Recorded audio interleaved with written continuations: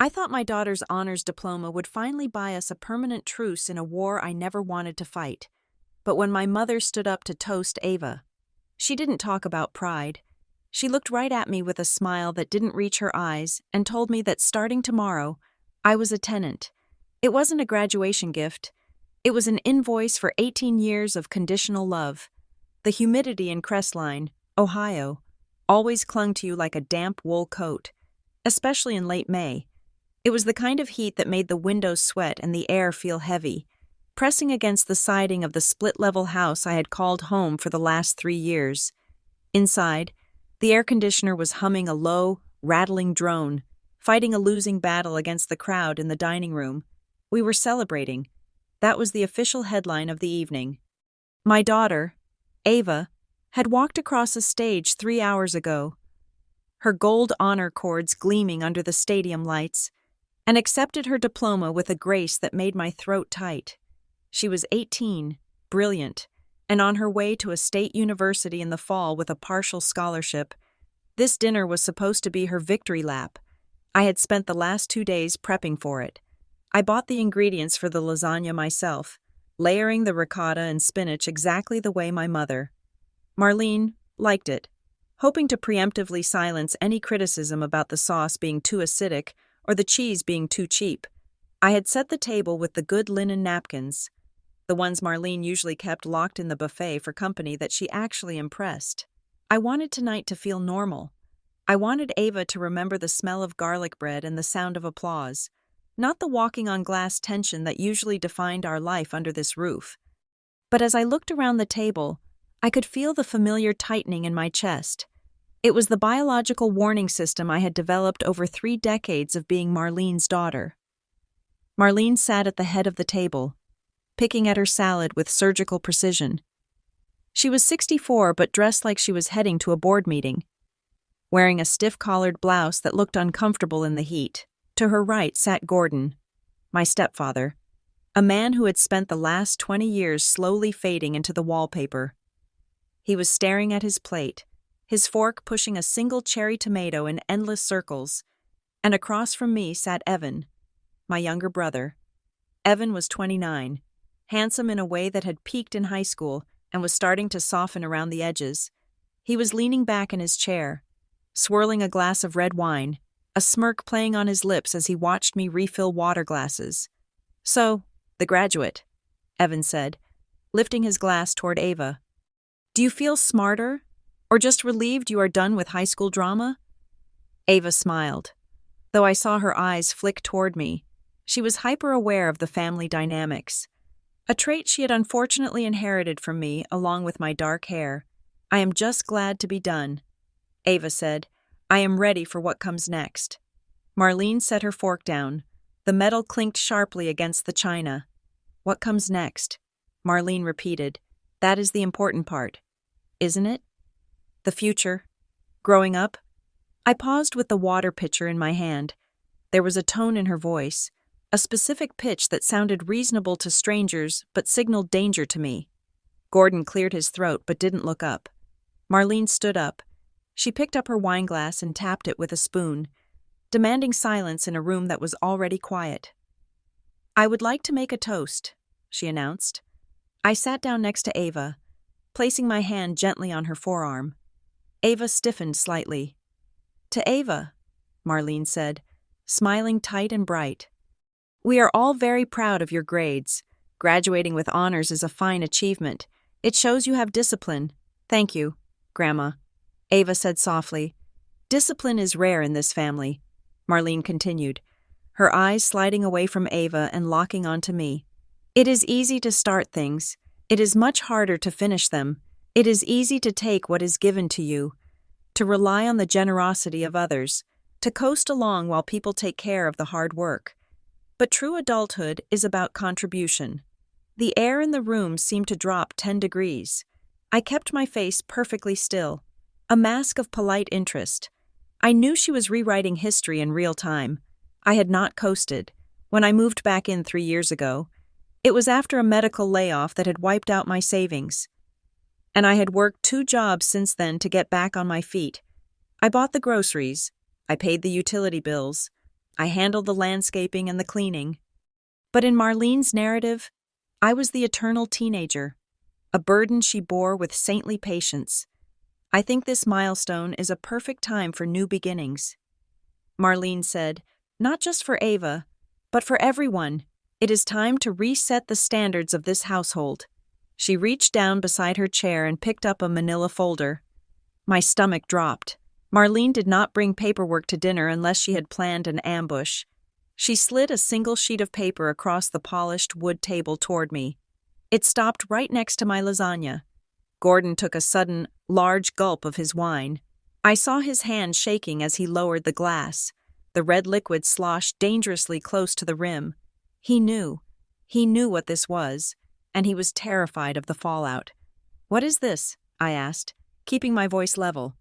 "It is a schedule," Marlene said, sitting back down and smoothing her napkin on her lap.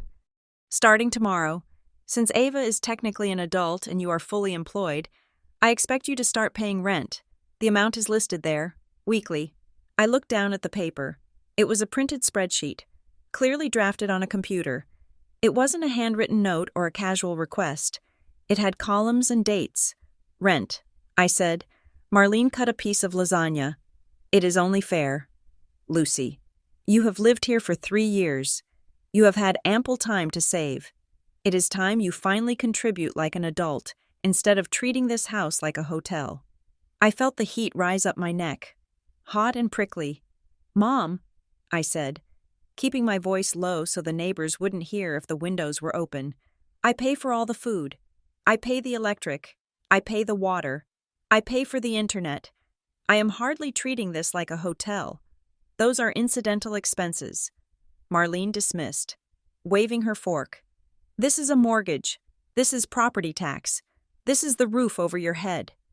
If you were renting an apartment in Crestline, you would be paying 3 times what I'm asking. I am doing you a favor. Consider it a lesson in responsibility." I looked at the number on the page. $300 a week, $1,200 a month. It wasn't just the money, it was the timing. Marlene knew exactly where my finances stood. She knew I had been funneling every spare cent into the savings account for Ava's college housing deposit, which was due in 2 weeks. That deposit was $2,500. If I started paying this rent immediately, my ability to pay that deposit would vanish. I looked at Evan. He was cutting his food, hiding a smile behind a facade of chewing. "You can always move somewhere cheaper if you do not like the rates," Evan said, shrugging. "I mean, there are some efficiency apartments on the south side, real dumps. But hey, freedom isn't free. Right, Luce?" He looked at Ava. "So, where are you going again? The main campus? That is expensive. Hope you guys planned ahead." He said it with such casual malice, like he was counting on Ava leaving so my position here would be weaker. If Ava was gone, I would just be the daughter who failed to launch. Without the protective shield of being a struggling single mother, Ava looked at the paper, then at me. Her eyes were wide, panicked. She opened her mouth to speak, to defend me, but I squeezed her arm under the table. "Not tonight." I signaled with a slight shake of my head. "Not on her night." I took a deep breath. I folded the paper and placed it next to my plate. "We can discuss the logistics later," I said, my voice steady. "This is Ava's graduation dinner. Let's focus on her." Marlene looked disappointed. She wanted a fight. She wanted me to cry or scream so she could point a finger and say, "See? Look how unstable she is," by refusing to engage. I was denying her the climax of her scene. "Fine," Marlene said, snapping a piece of garlic bread. "But the first payment is due tomorrow. Cash or check. I do not use those apps." The rest of the dinner was an exercise in endurance. The lasagna tasted like sawdust in my mouth. I chewed mechanically, nodding when appropriate, answering questions about the weather or the ceremony with short, polite sentences. Marlene held court, talking about how hard she worked to keep the house running, how exhausted she was, how nobody appreciated the sacrifices of a mother. Gordon barely spoke. Every time I looked at him, he found something fascinating to examine on the tablecloth. He was a good man once, I thought, But years of Marlene's relentless personality had ground him down into a fine powder. He was complicit through his silence, and his shaking hands told me he knew it. When the meal finally ended, I stood up to clear the plates. It was instinct, a habit formed to show I was contributing. Ava stood up to help me. "Sit," I told her. "You are the guest of honor. Go text your friends. I have got this." She hesitated, then nodded. Slipping out of the room, I stacked the plates, the clatter of china loud in the sudden silence. Evan had moved to the living room to turn on the television. Marlene remained at the table. Finishing her wine, I carried the stack into the kitchen. The fluorescent light hummed overhead, casting a stark, sterile glow on the countertops. I started rinsing the plates, the hot water turning my hands red. My mind was racing. $1,200 a month. I brought home $3,200 a month after taxes from my job as an administrative assistant, after the car payment, insurance, gas, groceries, and the utilities I already paid. I had maybe $400 of wiggle room. If I paid Marlene, I would be in the red. I would be bleeding out. And the housing deposit, that was the killer. I turned off the faucet and reached for a towel. As I dried my hands, my eyes caught something on the far end of the counter. Tucked behind the toaster oven, it was a long, white envelope. Usually. Marlene was obsessive about the mail. She sorted it the second it arrived, filing bills away in her office and shredding junk mail immediately. Leaving mail on the counter was unlike her. I took a step closer. The return address was strictly corporate. Harbor Pinnacle Financial. I didn't recognize the name. It wasn't the local bank where Marlene and Gordon had banked for 40 years. But it was the red stamp on the front that made my breath hitch. Final notice. The words were blocky and aggressive. I reached out to touch it, just to see the postmark date. "Don't touch that." Marlene's voice cracked like a whip. I jumped, spinning around. She was standing in the doorway, her face flushed. She crossed the kitchen in 3 quick strides, snatching the envelope off the counter before I could even read the addressee's full name. "I was just cleaning up," I said, holding up the dish towel. "I have a system," Marlene snapped, clutching the envelope against her chest. "I do not need you snooping through my private correspondence." It said final notice. "Mom," I said quietly, "is everything okay?" "Everything is fine," she hissed. "It is a mistake, a clerical error. I am handling it." She glared at me, her eyes hard and defensive. "If you are so worried about finances, focus on your own obligations, starting tomorrow." She turned and marched out of the kitchen, taking the envelope with her. I stood there, the damp towel in my hand, listening to her footsteps fade down the hallway. A clerical error? Marlene would have been on the phone screaming at a customer service representative for 3 hours if someone sent her a false final notice. She wouldn't hide it behind a toaster. She would frame it as evidence of the world's incompetence. Hiding it meant it was real. And if Marlene was in financial trouble, urgent, final notice trouble, then the rent demand wasn't about teaching me a lesson. It was a desperate grab for cash. I finished the dishes on autopilot, my brain working through the implications. If the house was in danger, then paying rent was like throwing money into a burning pit. It wouldn't save us. It would just burn up my resources before the inevitable crash. I dried the last fork and walked down the hallway to Ava's room. The door was cracked open. I knocked softly and pushed it in. Ava was sitting on her bed, still wearing her graduation dress. Though she had taken off the gown, she was staring at her phone, but she wasn't typing. "Hey," I said, sitting down beside her. "Hey," she said. She looked up, her young face etched with worry. "Are we getting kicked out?" she asked. The directness of the question broke my heart. No child should have to ask that on their graduation night. "No," I said firmly. "We are not getting kicked out." "But Grandma said—" "Grandma is being Grandma," I said, brushing a strand of hair behind her ear. "She is stressed. She lashes out when she is stressed. But this is my problem to solve, not yours. She wants money." Ava said, "I can get a job this summer. I can work at the Dairy Queen. I don't need to do the internship." "No," I said, Absolutely not. You worked hard for that internship. It is part of your scholarship program. You are not giving that up to pay rent to your grandmother. But if we don't pay, I will handle the payment. I lied. Or at least, I projected a confidence I didn't feel. I have savings. We are going to be fine. Ava looked at me, searching for the crack in the armor. She knew me too well. She knew when I was putting on the mom face to protect her. You promise? She asked. I promise.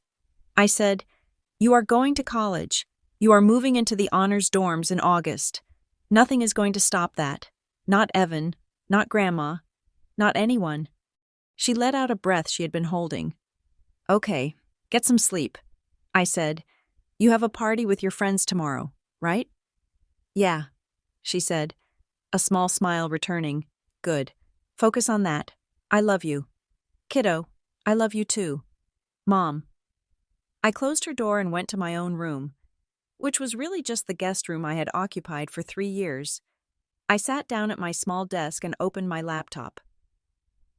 The house was quiet now. I could hear the faint sound of the TV from the living room. Probably Evan watching sports, oblivious or indifferent to the grenade he had helped launch. I logged into my bank account. The screen refreshed, showing the numbers in stark black and white. Checking, $412.50. Savings, $2,100. I stared at the screen. The housing deposit for the university was $2,500. I was already $400 short, but I had a paycheck coming on Friday that would cover the gap. It was going to be tight. Ramen noodles and canceled subscriptions tight. But it was mathematically possible.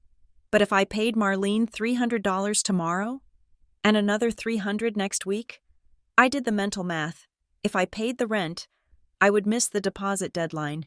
If I missed the deadline, Ava lost her spot in the honors housing. She would be stuck on a waiting list, or worse, forced to commute from home, from this house. Under this roof, trapped in this toxicity for another 4 years. That was the trap. Evan knew it. Marlene might not have realized the specific timing of the deposit, but Evan definitely did. He had asked about the college earlier. He knew the deadlines. This wasn't just greed. This was sabotage. I felt a cold anger settle in my stomach, heavier than the lasagna. They were trying to clip Ava's wings to keep me tethered to the ground. If Ava stayed home, I stayed home. If I stayed home, I kept paying bills. I kept being the emotional shock absorber. I kept being the live-in maid. I looked at the rent schedule I had brought into the room with me. Marlene had filled it out like a landlord. But she had forgotten one thing. Landlords have laws. If she wanted to treat this like a business transaction, fine, I would treat it like a business transaction. I wasn't a teenager she could ground. I wasn't a child she could bully into silence. I was a 32-year-old woman, and I had rights. In Ohio, you couldn't just demand rent overnight without a lease. You couldn't change the terms of tenancy on a whim. I opened a new browser tab and typed, Ohio Tenant Rights Verbal Agreement Eviction Notice. I read for an hour. The legal jargon was dense, but the basics were clear. Since I had lived here for 3 years and contributed to household expenses, I had established residency. She couldn't kick me out tomorrow. She had to give notice. 30 days. 30 days was all I needed. 30 days to get Ava's deposit paid, to get her secured in the dorms, and to figure out where I was going to go. But I couldn't just stall. I needed to buy time without triggering an explosion that would blow back on Ava. I opened a blank document. I began to type. Subject: Request for Residential Lease Agreement, Dear Marlene. Per our conversation regarding the new financial requirements for my continued residency at address, I am willing to discuss a formal rental arrangement. However, for my own financial records and legal security, I require a signed, standard lease agreement outlining the terms, the duration of the lease, and the specific responsibilities of both landlord and tenant. I paused. It felt cold. It felt aggressive. Writing this to my own mother felt like a violation of the natural order. But then I remembered the envelope behind the toaster. Final notice. And I remembered Evan's smirk. I kept typing. Additionally, please provide documentation regarding the ownership of the property and the entity to which rent shall be paid, as I wish to ensure all payments are traceable for tax purposes. I didn't know why I added that last part. Maybe it was the Harbor Pinnacle envelope. Maybe it was a gut instinct that told me Marlene's sudden need for cash was tied to something she didn't want to admit. If she wanted my money, she was going to have to tell me where it was going. I saved the document. I didn't print it yet. I would deliver the message verbally first, but I needed the words straight in my head. I closed the laptop and sat in the dark. The house creaked. It sounded like the settling of old bones. Somewhere in the walls, termites might be chewing, or pipes might be rusting. On the surface, everything looked fine. The wallpaper was clean. The carpet was vacuumed. But underneath, the rot was spreading. Tomorrow, the war would move from the dinner table to the negotiation table. Marlene thought she was tightening the leash. She didn't realize she had just cut the last thread of loyalty I had left. I wasn't paying for a room anymore. I was paying for an exit strategy. And I wasn't going to let them bankrupt my daughter's future to cover their own secret debts. I lay down on the bed, staring at the ceiling fan slicing through the thick, humid air. Start paying rent tomorrow. Okay, Mom, but you're going to give me a receipt. The morning sun hit the kitchen linoleum with a cheerfulness that felt offensive. I had slept for maybe 3 hours, my mind looping through calculations of interest rates, deposit deadlines, and the haunting image of that final notice envelope behind the toaster. When I walked into the kitchen, the smell of coffee was already strong, but it didn't smell like a welcome. It smelled like fuel for a confrontation. Marlene was sitting at the table, her hands wrapped around a ceramic mug that said, "World's Best Mom."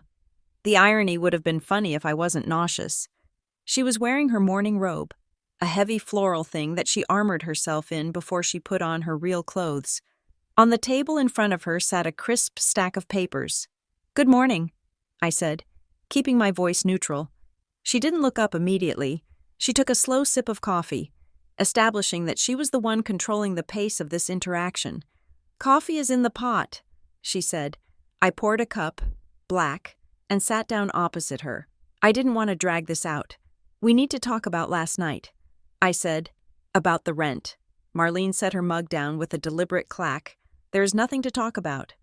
Lucy, I made my expectations clear. You are a grown woman. You have a job. You have a child who is legally an adult.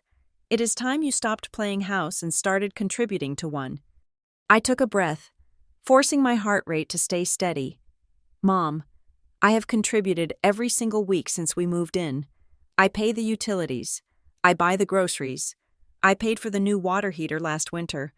That was $800. Marlene waved her hand dismissively, as if $800 was pocket change. "That is maintenance. That is just part of living somewhere. I am talking about rent. I am talking about the cost of the space you occupy." She leaned forward, her face settling into an expression of practiced martyrdom. "You have been under my roof for years. Lucy, years. When you came crawling back here with Ava, I opened my door. I didn't ask questions. I didn't ask for money. I let you heal. I let you get back on your feet. And this is the thanks I get? Haggling?" I gripped my coffee mug to keep my hands from shaking. She was doing it again, twisting the timeline until it fit her narrative. "I didn't come crawling back," I said, my voice tight. "I moved in because you asked me to. You said you were lonely after Dad died and the house was too big. And I didn't come here to heal. I came here because I was laid off 2 weeks after my divorce finalized. And we made an agreement. I would handle the household expenses, and you would provide the space. That was the deal. That was then." Marlene said sharply, "This is now. Circumstances change." She slid the stack of papers toward me. "I had Gordon print this out last night. It is standard. Just a formality so we all know where we stand." I looked down. It was a lease agreement. Or rather, it was a template of a lease agreement, likely downloaded from a free legal website. But the fields had been filled in with aggressive specificity. Residential lease agreement. I started reading. Tenant: Lucy Ward.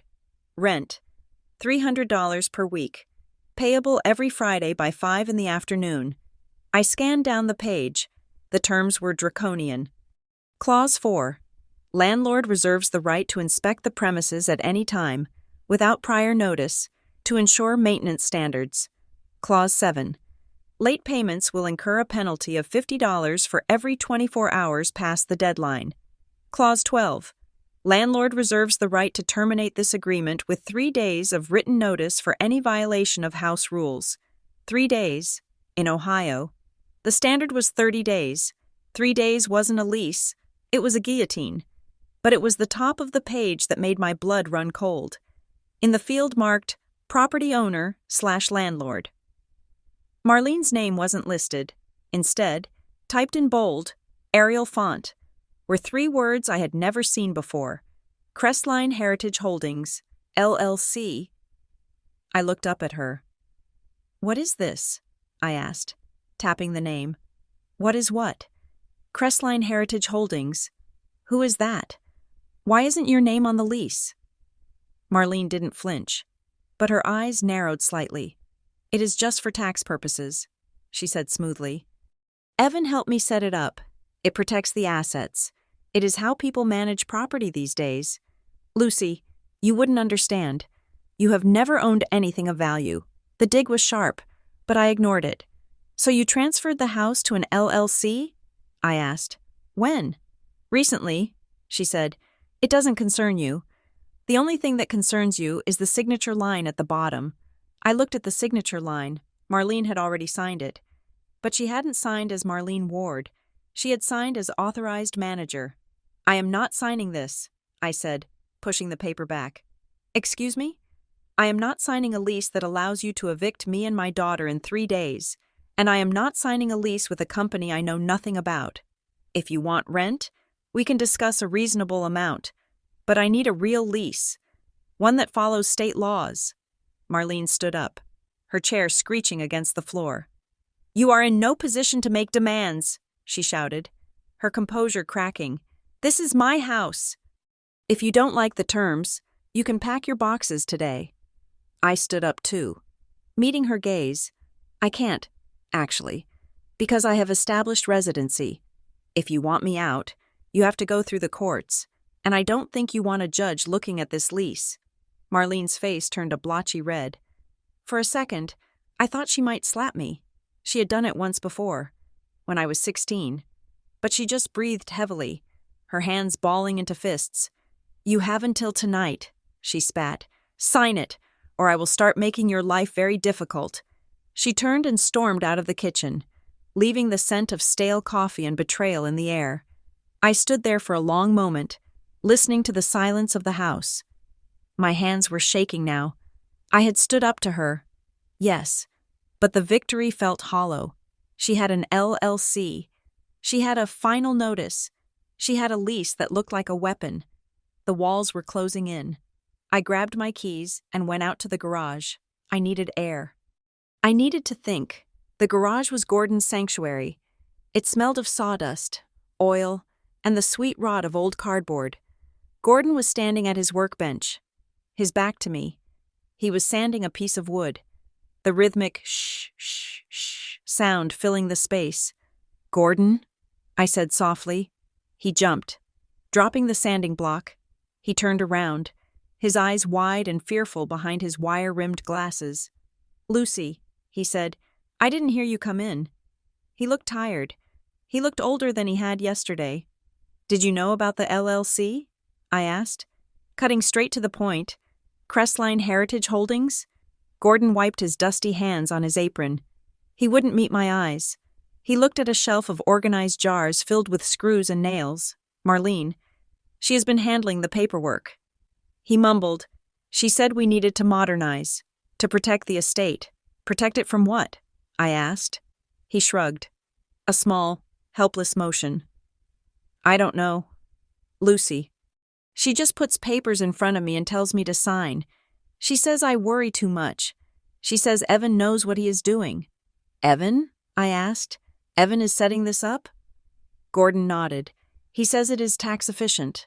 Look, Lucy." He took a step closer, lowering his voice to a whisper, glancing at the door that led back into the house as if Marlene might burst through it. "Please don't set her off," he begged. His voice was thick with anxiety. "She has been volatile lately, up at all hours, on the phone with people I don't know. If you just pay the rent, maybe it will calm her down. Maybe things can go back to normal." I looked at this man who had raised me since I was 10. I wanted to shake him. I wanted to scream at him to grow a spine, but I saw the terror in his eyes. He wasn't an ally. He was a hostage. "It is not about the rent, Gordon," I said gently. "It is about what comes after." He looked away, picking up his sanding block again. "Just be careful," he whispered. "Please." I left him there, sanding away his anxiety, and walked out to the driveway. The sun was fully up now, baking the asphalt. I unlocked my car, a 10-year-old sedan that was the only major asset I owned outright, and sat in the driver's seat. I didn't start the engine, I just locked the doors. It was the only place I felt safe. I pulled out my phone and dialed Tessa.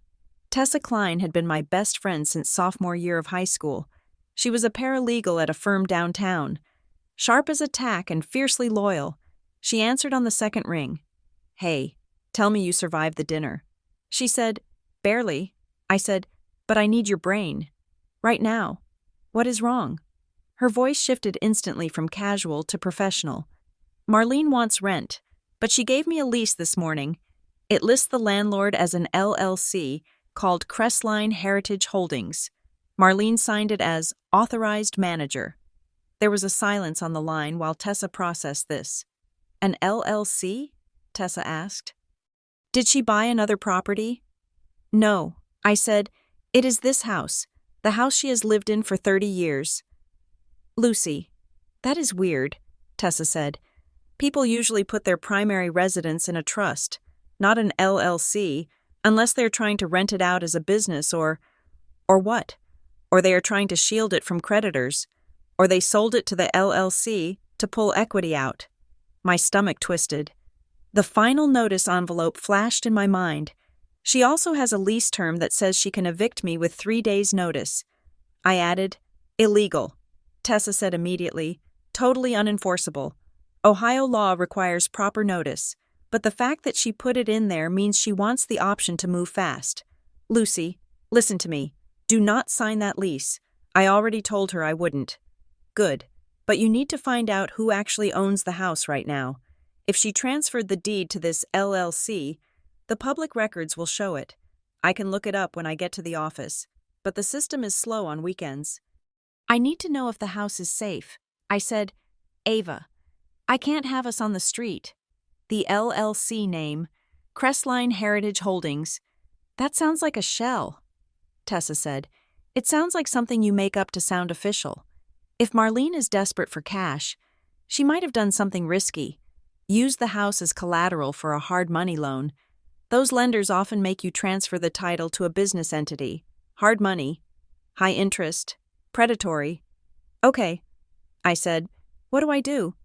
"Request proof of ownership," Tessa said.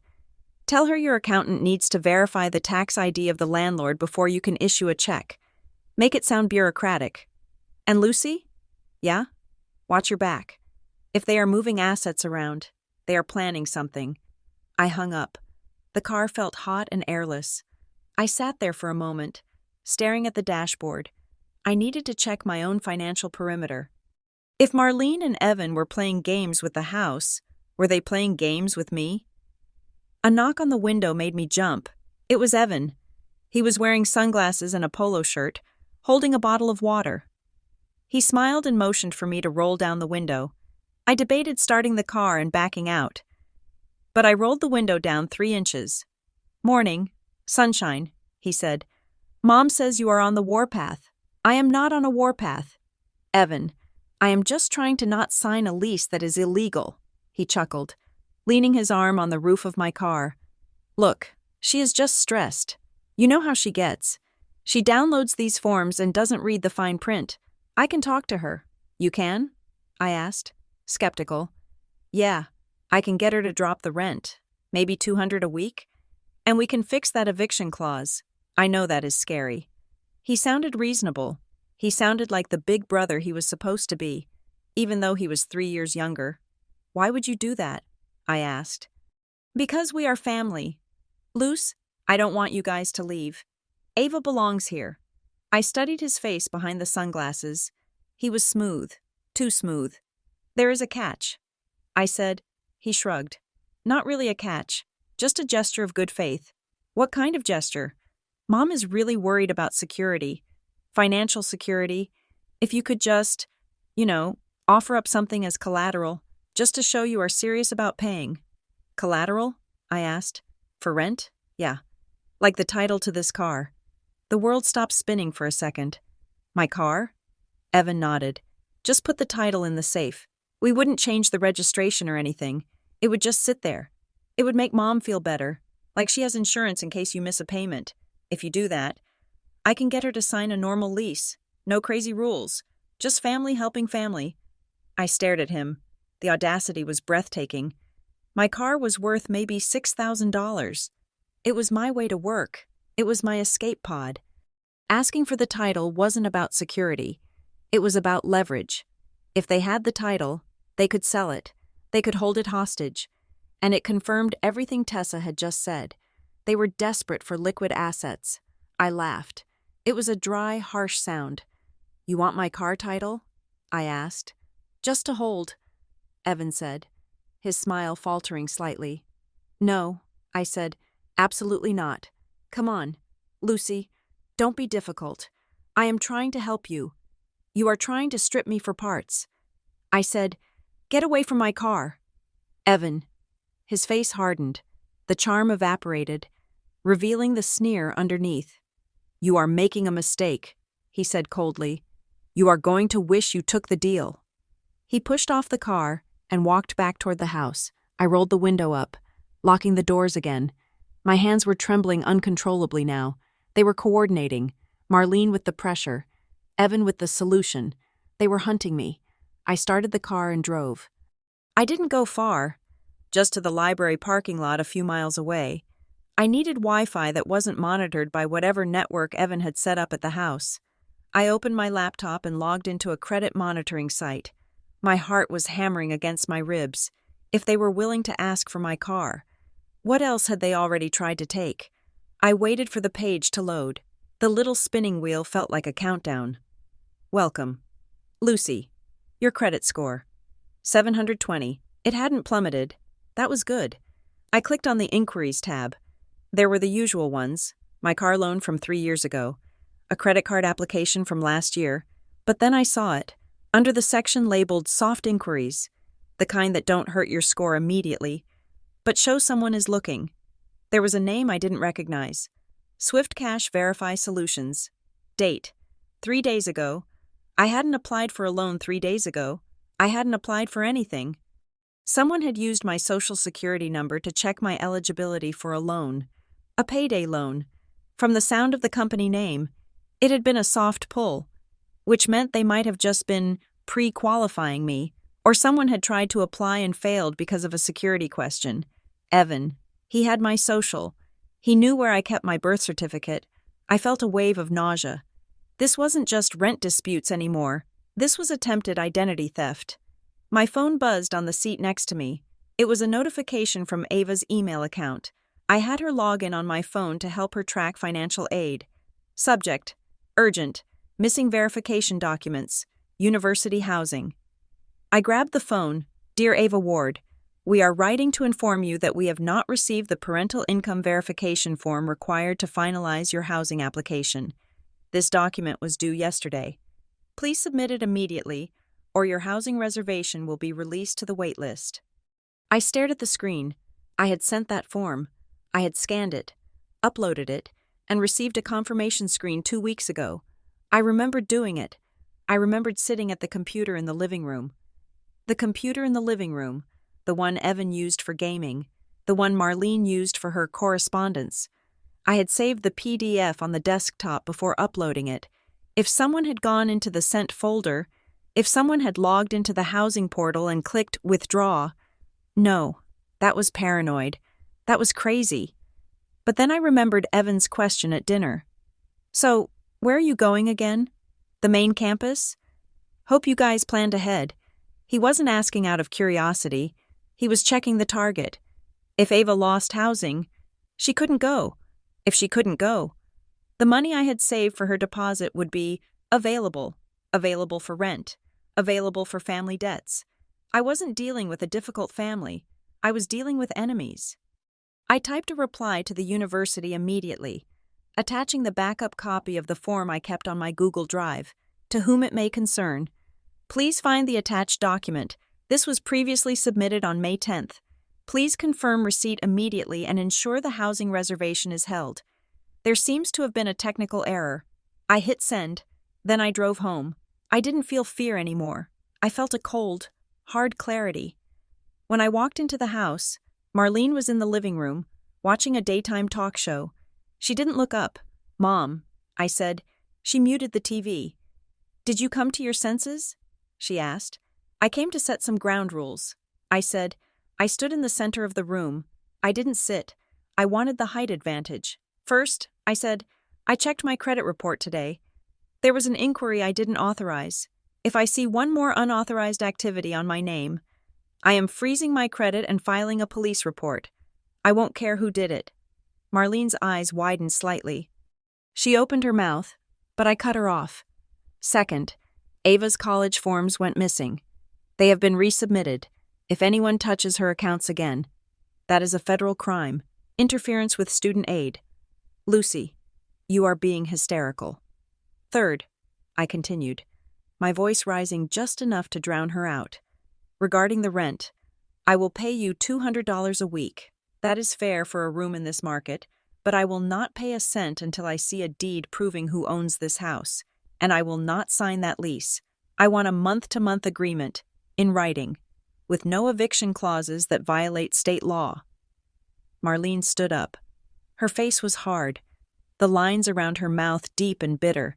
She looked at me like I was a stranger who had broken in. "You think you are so smart," she said quietly. "You think you can lawyer up against your own mother? I am not lawyering up. Mom, I am protecting myself, because apparently, no one else in this house will—" "You are ungrateful," she hissed. "After everything I have done, show me the deed." "Mom," I said, "show me who owns the house." She stared at me for a long moment. Then she picked up the remote and turned the volume back up on the TV. "Get out of my sight," she said. I walked to my room. I checked the door handle. It didn't have a lock. I would have to buy one today. I sat on the edge of my bed.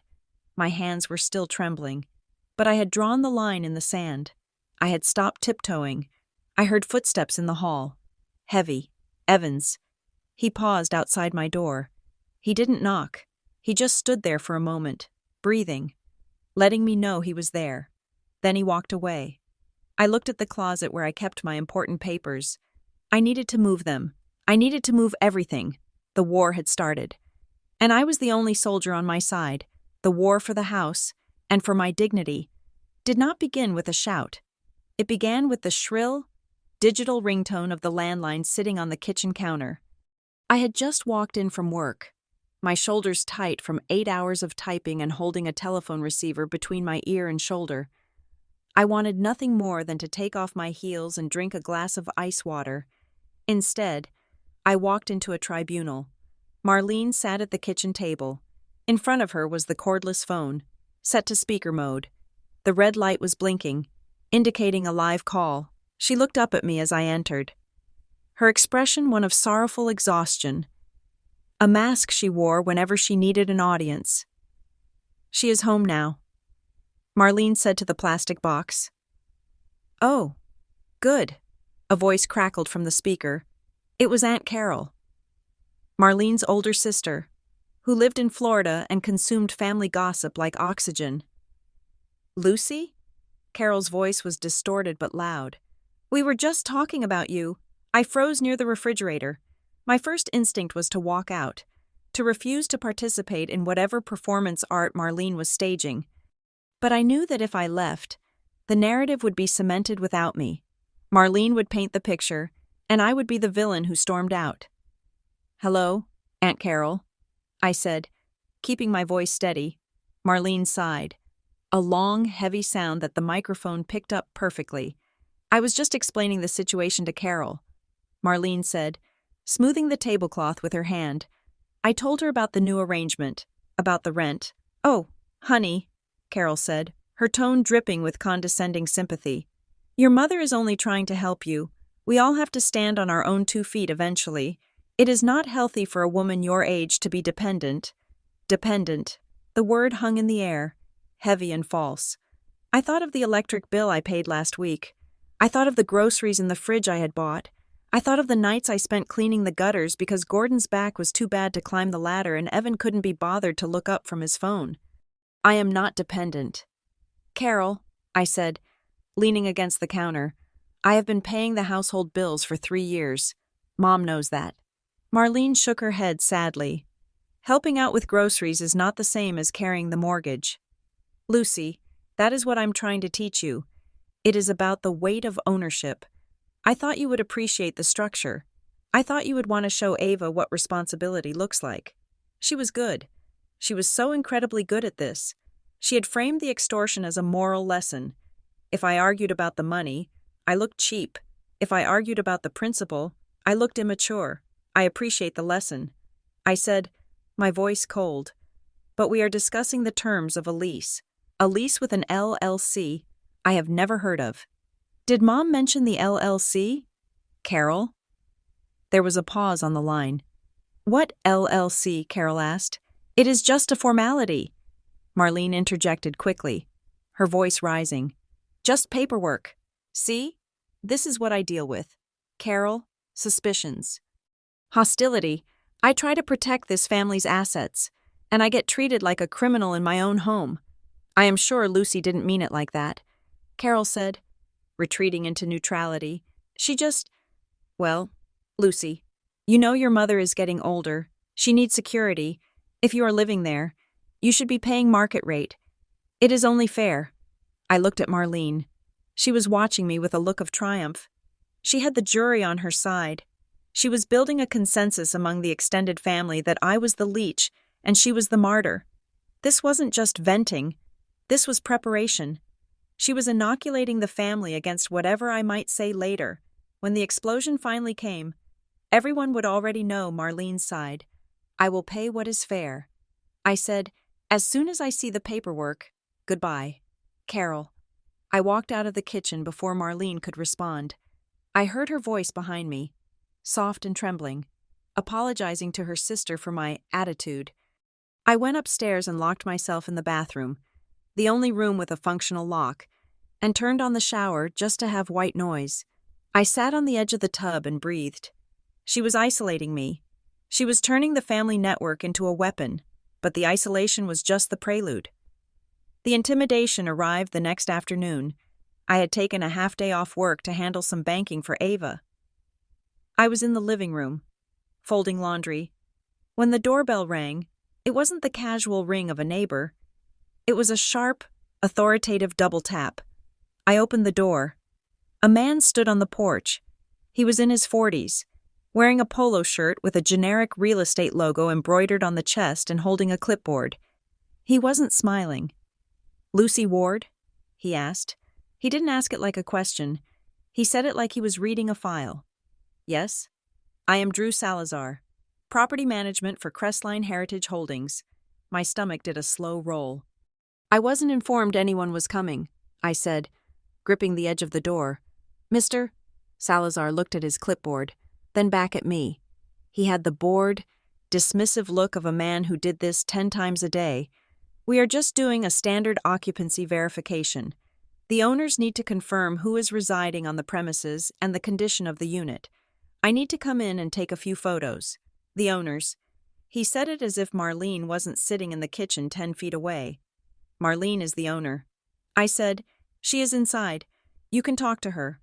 Actually, the property is held by the LLC. He corrected me. And as the tenant, you are required to allow access for inspection. It is in the standard lease terms. The lease I hadn't signed. I haven't signed a lease. I said, and I don't know who you are. He sighed.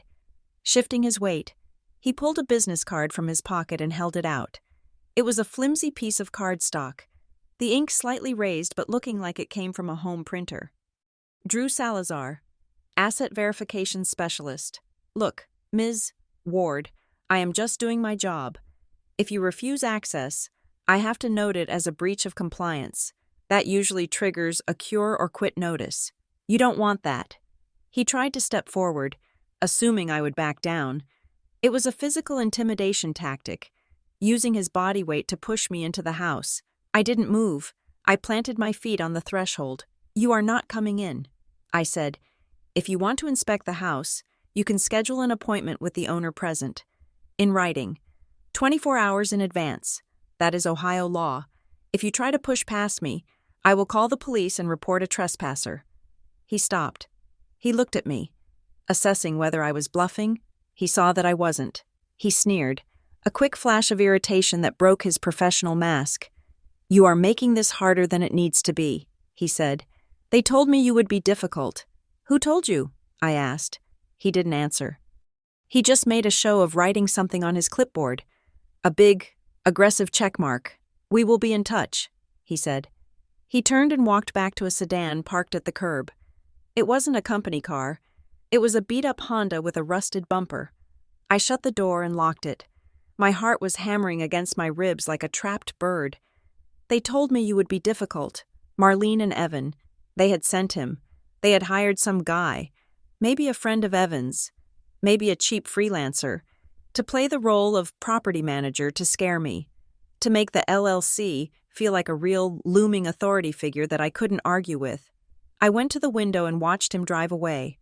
I wrote down the license plate number. Then I called Tessa, run the name Drew Salazar. I said as soon as she picked up, and the company Crestline Heritage Holdings. I need to know if this guy is real. Give me an hour, she said. It took her 40 minutes. When she called back, her voice was tight. Okay, so Crestline Heritage Holdings was registered 6 weeks ago, Tessa said. The registered agent is a lawyer in Columbus who handles bulk filings. But here's the kicker. Drew Salazar isn't a licensed property manager. I checked the state database. There is a Drew Salazar who has a suspended real estate license from 2 years ago for commingling funds. So he is a fraud. I said, he is a fixer, Tessa corrected, or a goon. Marlene or Evan probably paid him a couple of $100 to show up with a clipboard and rattle you. It is theater, Lucy, but it is dangerous theater. If they are bringing in outside players, they are escalating. They want you to feel like the eviction is inevitable. It worked. I admitted. I was shaking. That is the point. They want you to panic and sign the lease just to make the scary man go away. Don't sign anything, and keep that door locked. I hung up.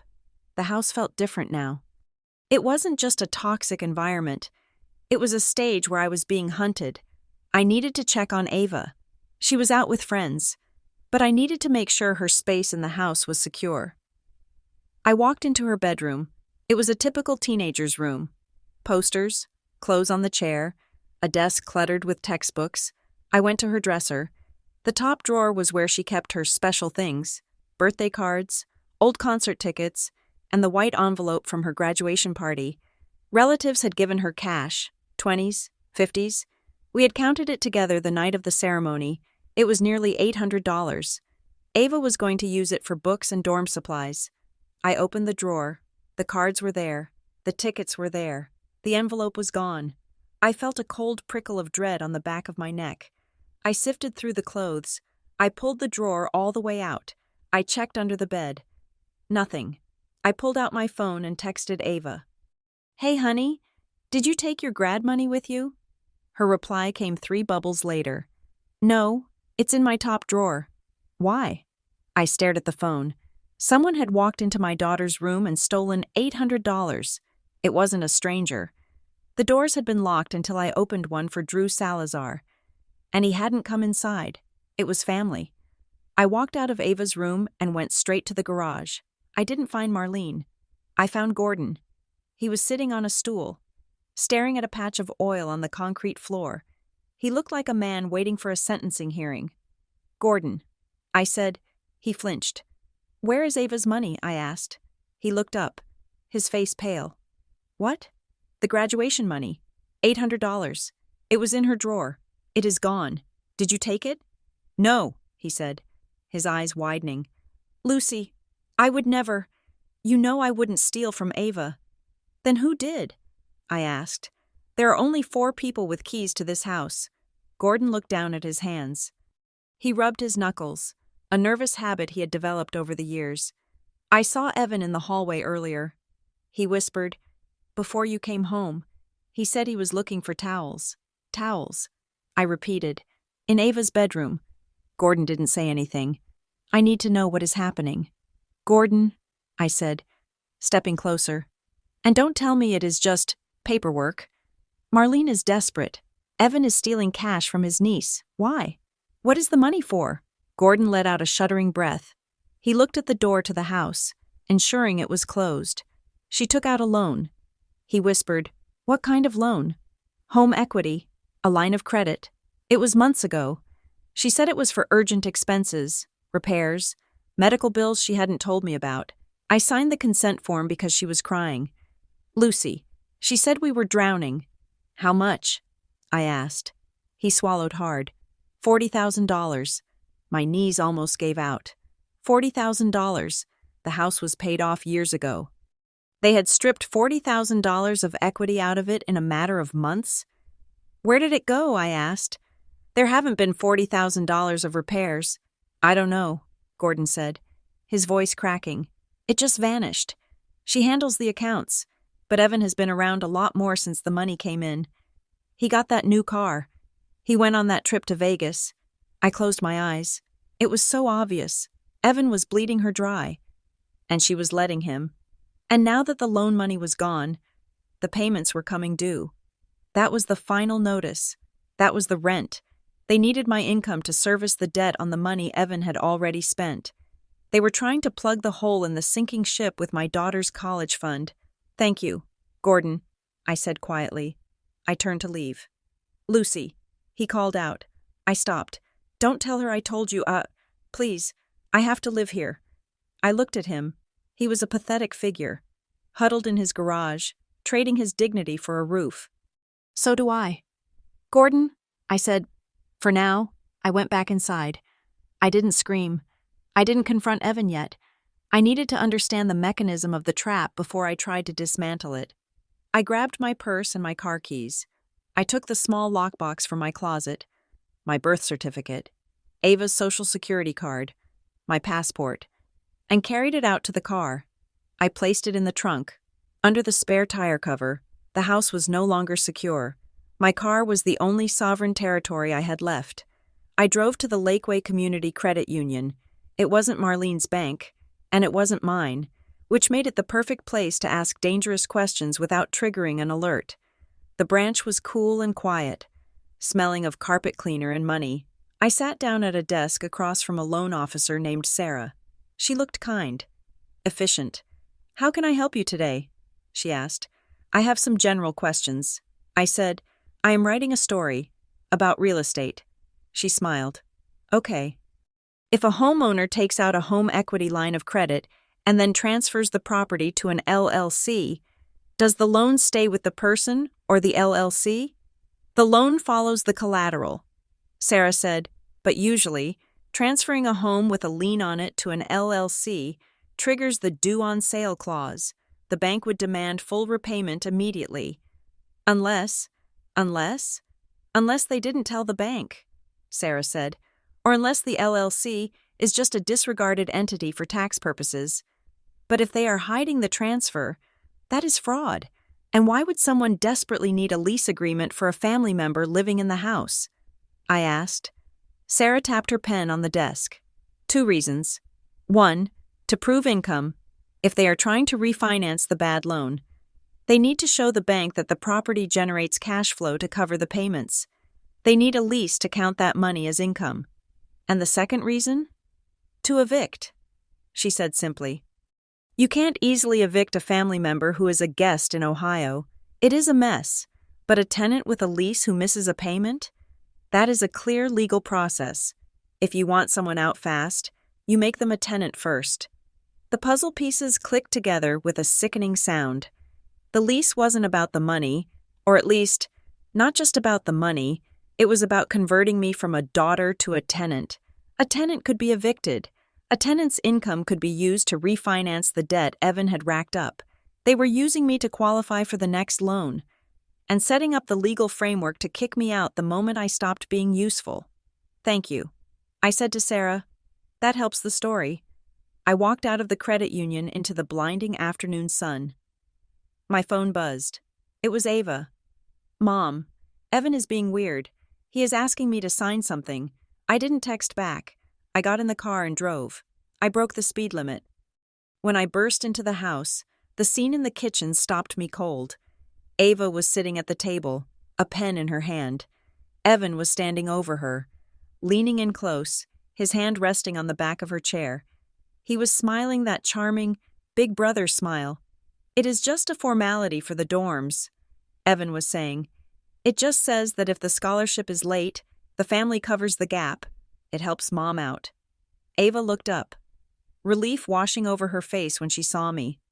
"Mom, Evan says I need to sign this cosigner form for the apartment?" I crossed the room in 3 strides. I snatched the paper from under Ava's hand. Evan straightened up, his smile tight. "Whoa. Easy there. Loose. Just helping the kid out with her paperwork." I looked at the document. It wasn't a university form. It was a guarantor agreement for a private student loan servicer. "This isn't for the dorms," I said, my voice shaking with rage. "This is a private loan application." "So?" Evan shrugged. "It covers the gap." "There is no gap," I shouted. "Her housing is covered by the deposit I am paying. This," I waved the paper, "this authorizes a $10,000 loan at 12% interest, and it lists me as the primary cosigner." I looked at Ava. "Did you fill out my social security number on this?" "No," Ava said, looking terrified.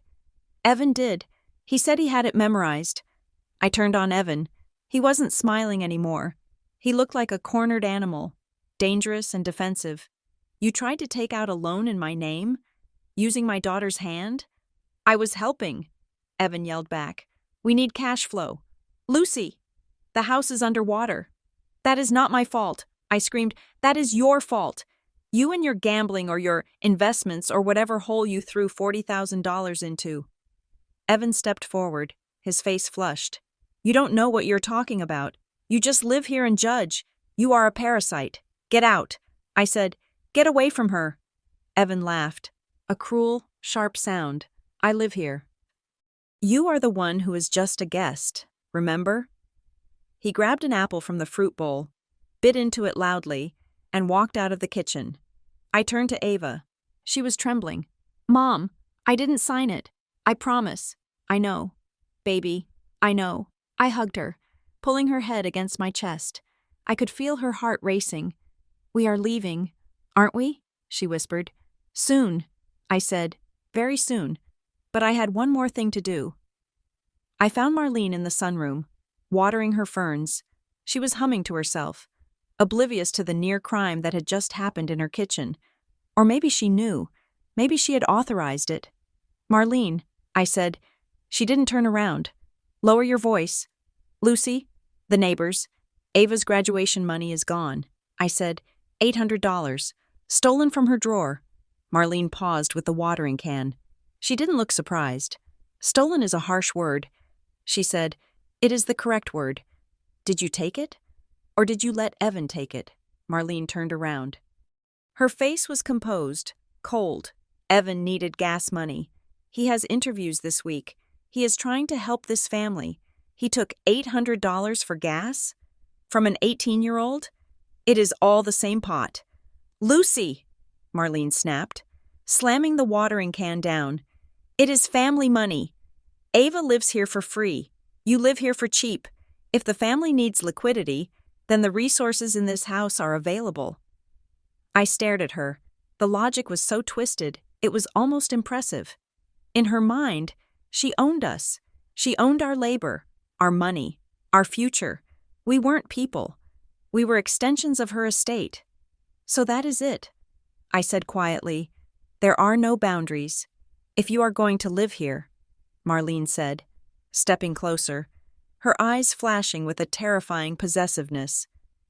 Everything in this house is my business. Your money, your daughter's money. It is all mine, because I am the one keeping the roof up. She believed it. That was the scary part. She genuinely believed she had the right to loot her granddaughter's graduation gifts to pay for her son's mistakes. I understand, I said. I turned and walked away. Where are you going? She called out. We haven't finished discussing the lease. I didn't answer. I went to my room. I didn't pack a suitcase. That would tip them off. I grabbed my laptop. I grabbed the folder of tax returns I kept in my desk. I grabbed the spare key to my car. I went to Ava's room. Get your laptop, I whispered. And your backpack. Just the essentials. Where are we going? We aren't leaving yet. I said, we are securing the perimeter. We walked out to my car. I opened the trunk and we loaded the electronics and the documents inside, burying them under the blankets I kept for emergencies. Then I sat in the driver's seat with the door open, looking at the house. The sun was setting, casting long, distorted shadows across the lawn. It looked like a normal suburban home. But inside, it was a machine designed to grind us down. I pulled out my phone and opened the Note app. I started a new list. Exit strategy. Secure PO. Box tomorrow. Open new bank account at a different bank. Find month-to-month rental. Motel or studio. Scan every document in the house when they are asleep. I wasn't just going to leave. I was going to build a case. If they tried to come after me for back rent, or if they tried to ruin my credit, or if they tried to sabotage Ava again, I was going to be ready. I looked at the upstairs window. I could see Evan's silhouette. He was watching us. Let him watch. He thought he was looking at a victim. He didn't realize he was looking at a witness. All right, I said to Ava. Let's go back inside. We have to pretend everything is normal for one more night. Can we lock our door? Ava asked. I pulled a small package from my pocket. I had bought it at the hardware store on the way back from the bank. A heavy-duty travel lock that jammed the door from the inside. Yes, I said. We can lock the door. We walked back into the belly of the beast. But this time, we were armed with the truth. And the truth was, we were already gone. They just didn't know it yet. The house was quiet. But it was the silence of a held breath. It was Tuesday morning, a day that felt fragile, like thin glass. Marlene was out at her hair appointment, a ritual she refused to break even when creditors were sending final notices. Evan was sleeping off whatever he did until 3 a.m. Gordon was in the yard, raking leaves that didn't exist, just to look busy. I was in the kitchen, searching for a screwdriver to tighten the loose handle on my bedroom door, the one I now locked every time I left the room. I rummaged through the junk drawer, pushing aside dead batteries and rubber bands. It wasn't there. I checked the drawer below it, the one usually reserved for appliance manuals and takeout menus. That was where I found it. It wasn't hidden, exactly. It was just buried beneath a stack of coupons, as if someone had shoved it there in a hurry when they heard a car pull into the driveway. It was a manila folder, crisp and new. On the tab, written in Marlene's looping, cursive script, were 3 words: Crestline Heritage Holdings. My heart did a slow, heavy thud against my ribs. I pulled the folder out, glancing at the doorway to ensure I was alone. I opened it. The first page was a draft of a quitclaim deed. I had seen these before when I bought my house with my ex-husband. It was the document used to transfer property from one person to another. Grantor: Marlene A., Ward and Gordon L., Ward, grantee. Crestline Heritage Holdings, LLC. The consideration amount listed was $10. I flipped the page. There was a sticky note attached to a printed email. The email was from an online legal service, confirming a notary appointment for next Thursday. The sticky note, in Evan's jagged handwriting, read, "Make sure Gordon signs before noon." Below that was an operating agreement for the LLC. It was unsigned, but the terms were terrifying. It listed the manager as Evan Ward, with full authority to encumber, sell, or lease the property. I felt the blood drain from my face. This wasn't just about hiding assets from creditors. This was a coup. Marlene was preparing to sign the house, her only real asset, the inheritance she used to dangle over our heads like a carrot, over to a company controlled by Evan. If they signed this, the house wouldn't belong to Marlene anymore. It would belong to an LLC that Evan managed. He could mortgage it again.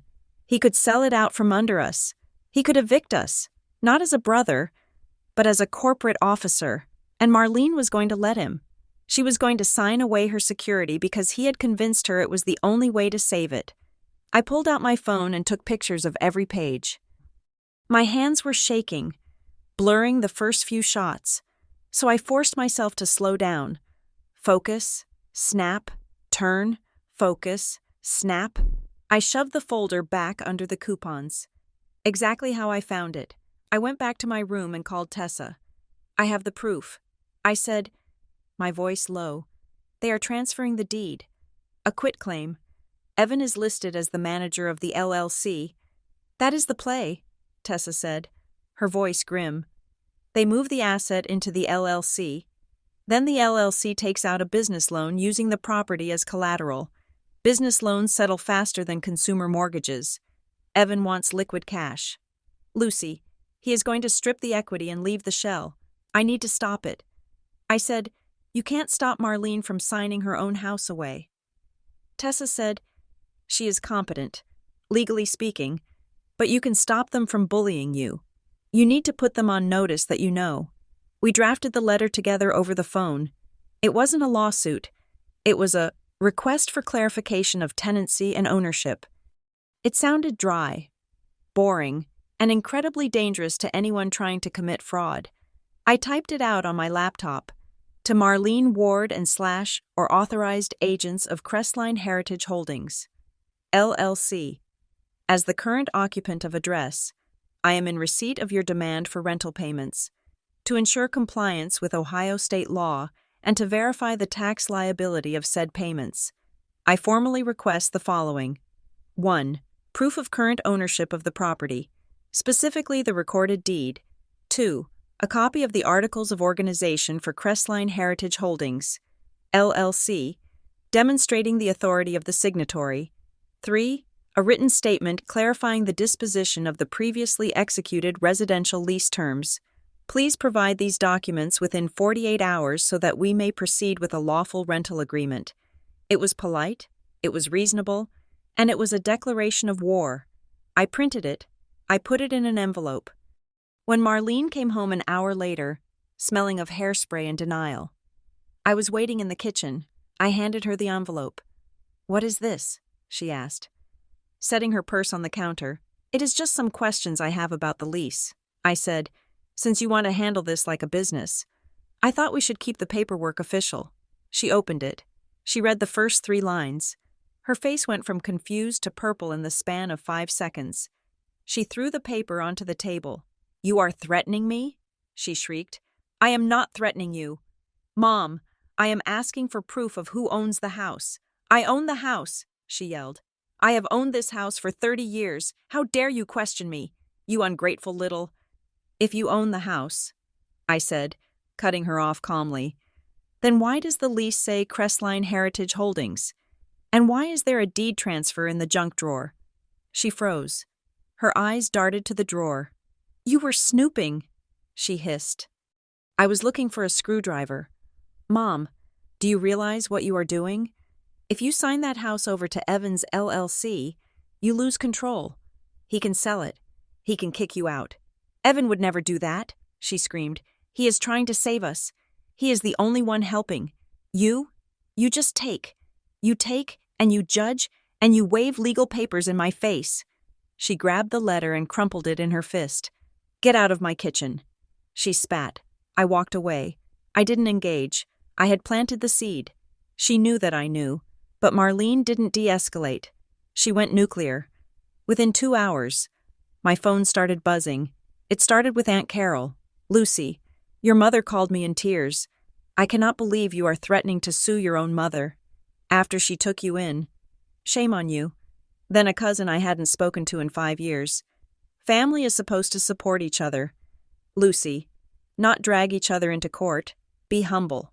Then an aunt on my father's side, who Marlene had somehow turned against me.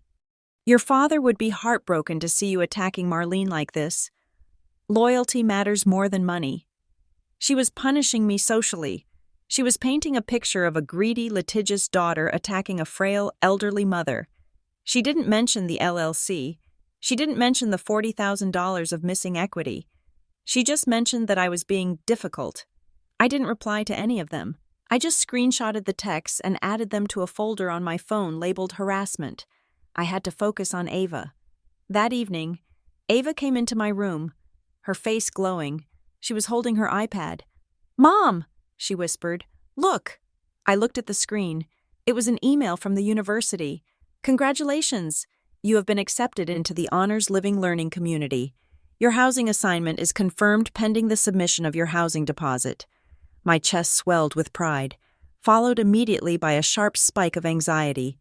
The deposit, $2,500. Due within 48 hours of acceptance. "I am so proud of you," I said, hugging her tight. "This is huge." "Ava, can we pay it?" she asked, pulling back. "I mean, with everything going on?" "I have the money. I promised.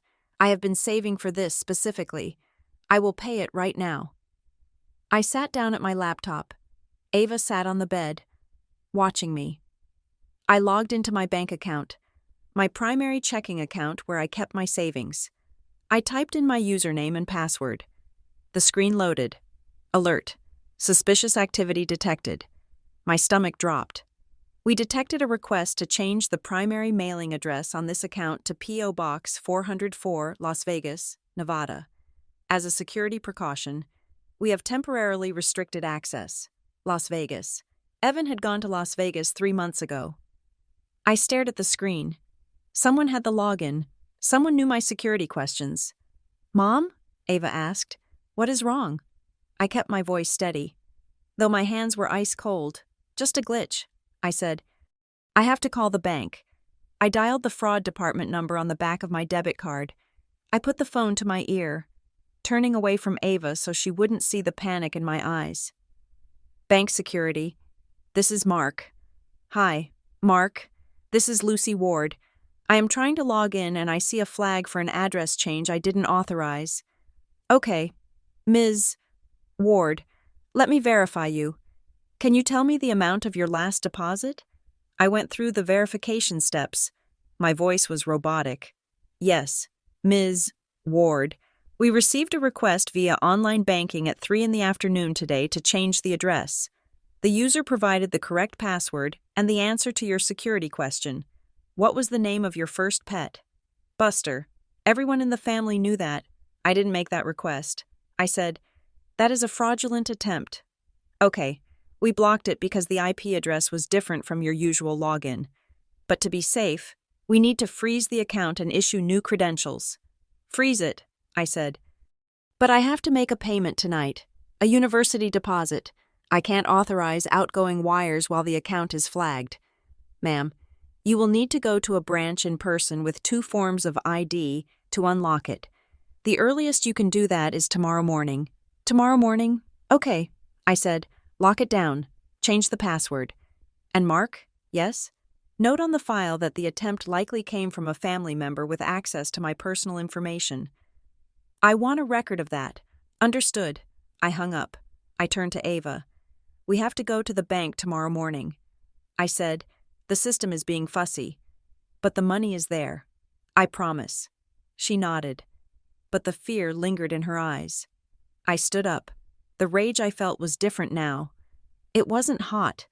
It was cold and absolute. Evan had tried to redirect my mail.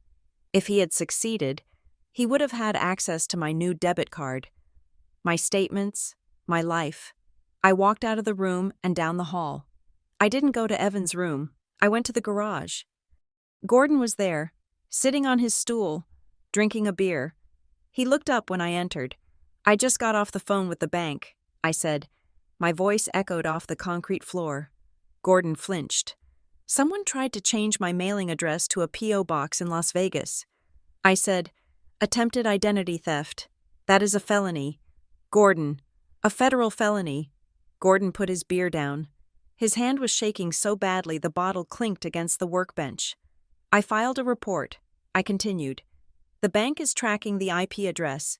When they trace it back to this house, or to Evan's phone, the police are going to get involved. Gordon put his head in his hands. He said he just needed a cosigner. He mumbled. He tried to hijack my bank account. Gordon, I shouted, to steal the money I saved for Ava's college. Gordon looked up. There were tears in his eyes. He says college is a waste, Gordon whispered. The air left the room. What? Evan, Gordon said. He has been telling Marlene for weeks. He says Ava is just going to get pregnant or drop out. He says spending that kind of money on a girl is wasteful when the family is in crisis. He told Marlene that you were being selfish for hoarding that money. I felt like I had been punched in the throat. It wasn't just greed. It was malice. Evan wasn't just trying to steal. He was actively lobbying to destroy Ava's future because he viewed her as a competitor for resources. He told her that? I asked, my voice barely a whisper. Gordon nodded. He convinced her that if we squeezed you, if we made you pay rent, you would have to use the college money for the house, and then Ava would have to stay here and work, and then the money stays in the family. I finished. In his pocket, Gordon wiped his eyes. I can't stop him. Lucy. She listens to him. She thinks he is a genius because he uses big words like leverage and equity. I need you to meet me for coffee. I said, tomorrow morning, away from here. Away from her. I can't. You can. I said, or you can explain to the police why you knew about the identity theft and said nothing. He nodded slowly. 9 o'clock, the diner on Main. I went back inside. I checked the lock on my door. I checked the lock on Ava's door. I didn't sleep that night. I sat in a chair facing the hallway, listening for footsteps. The next morning, the diner was loud and smelled of bacon grease. Gordon sat opposite me, looking small in the booth. He ordered black coffee. Tell me everything, I said. No more, I don't knows. Gordon took a sip of coffee. His hands were steadier today, perhaps because he was finally unburdening himself. Evan lost money, Gordon said. A lot of it. He got involved in some crypto scheme. Or maybe it was sports betting. He won't say exactly, but he owes people. Not banks. People. How much? Gordon shook his head. More than the $40,000 we already gave him. The home equity loan was just to keep the wolves away for a month. Now he needs the rest. So the LLC? He wants to restructure, Gordon said. Using the word with disdain, he told Marlene that if she transfers the house to the LLC, he can get a business line of credit against the property value. $100,000. He says he will use it to pay off the old loan and invest the rest to make us rich, but he is going to take the money and run. I said, Gordon looked out the window. I think so, or he will lose it again. And then the bank takes the house. And Marlene, she will be on the street. Does she know? She refuses to hear it. She thinks he is her golden boy. She thinks I am just a jealous old man. If I tell her not to sign, she accuses me of not trusting her judgment. So she is going to sign the deed?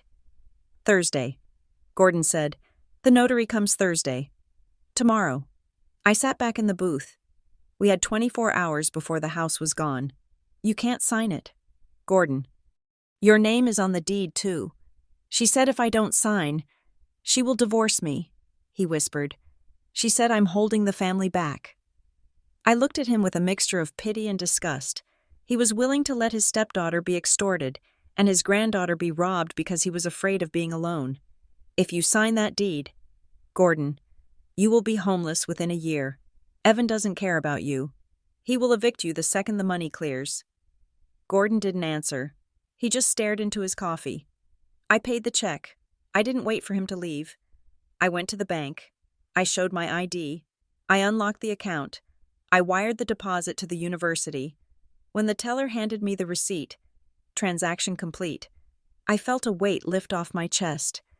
Ava was safe. Her housing was secured. They couldn't touch that now. But the war for the house was entering the final phase. When I got home, Marlene was waiting. She was standing in the living room. Evan was behind her, leaning against the wall, looking bored but watchful. "Sit down," Marlene said. I didn't sit. I stood by the door. Keeping my keys in my hand, I received your little letter. Marlene said, "And I have heard about your gossip with the family. I didn't gossip. I stated facts. We are done playing games," Marlene said. She held up a document. It was the lease again. "You have a choice," she said. "Sign this lease today. Right now, acknowledging Crestline Heritage Holdings as the landlord, or you pack your bags." I looked at the lease. "And if I don't?"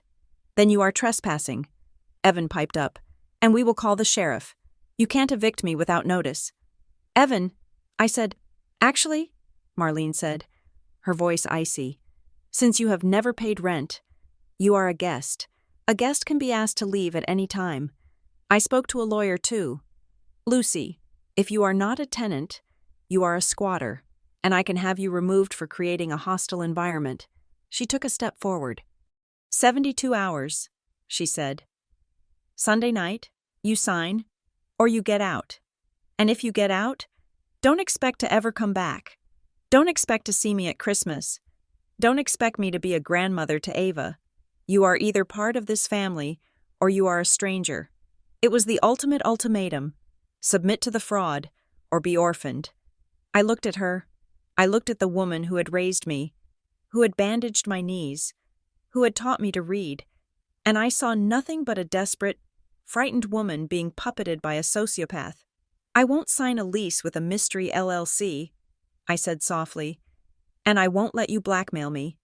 "Then start packing," Marlene said. She turned her back on me. I walked past Evan.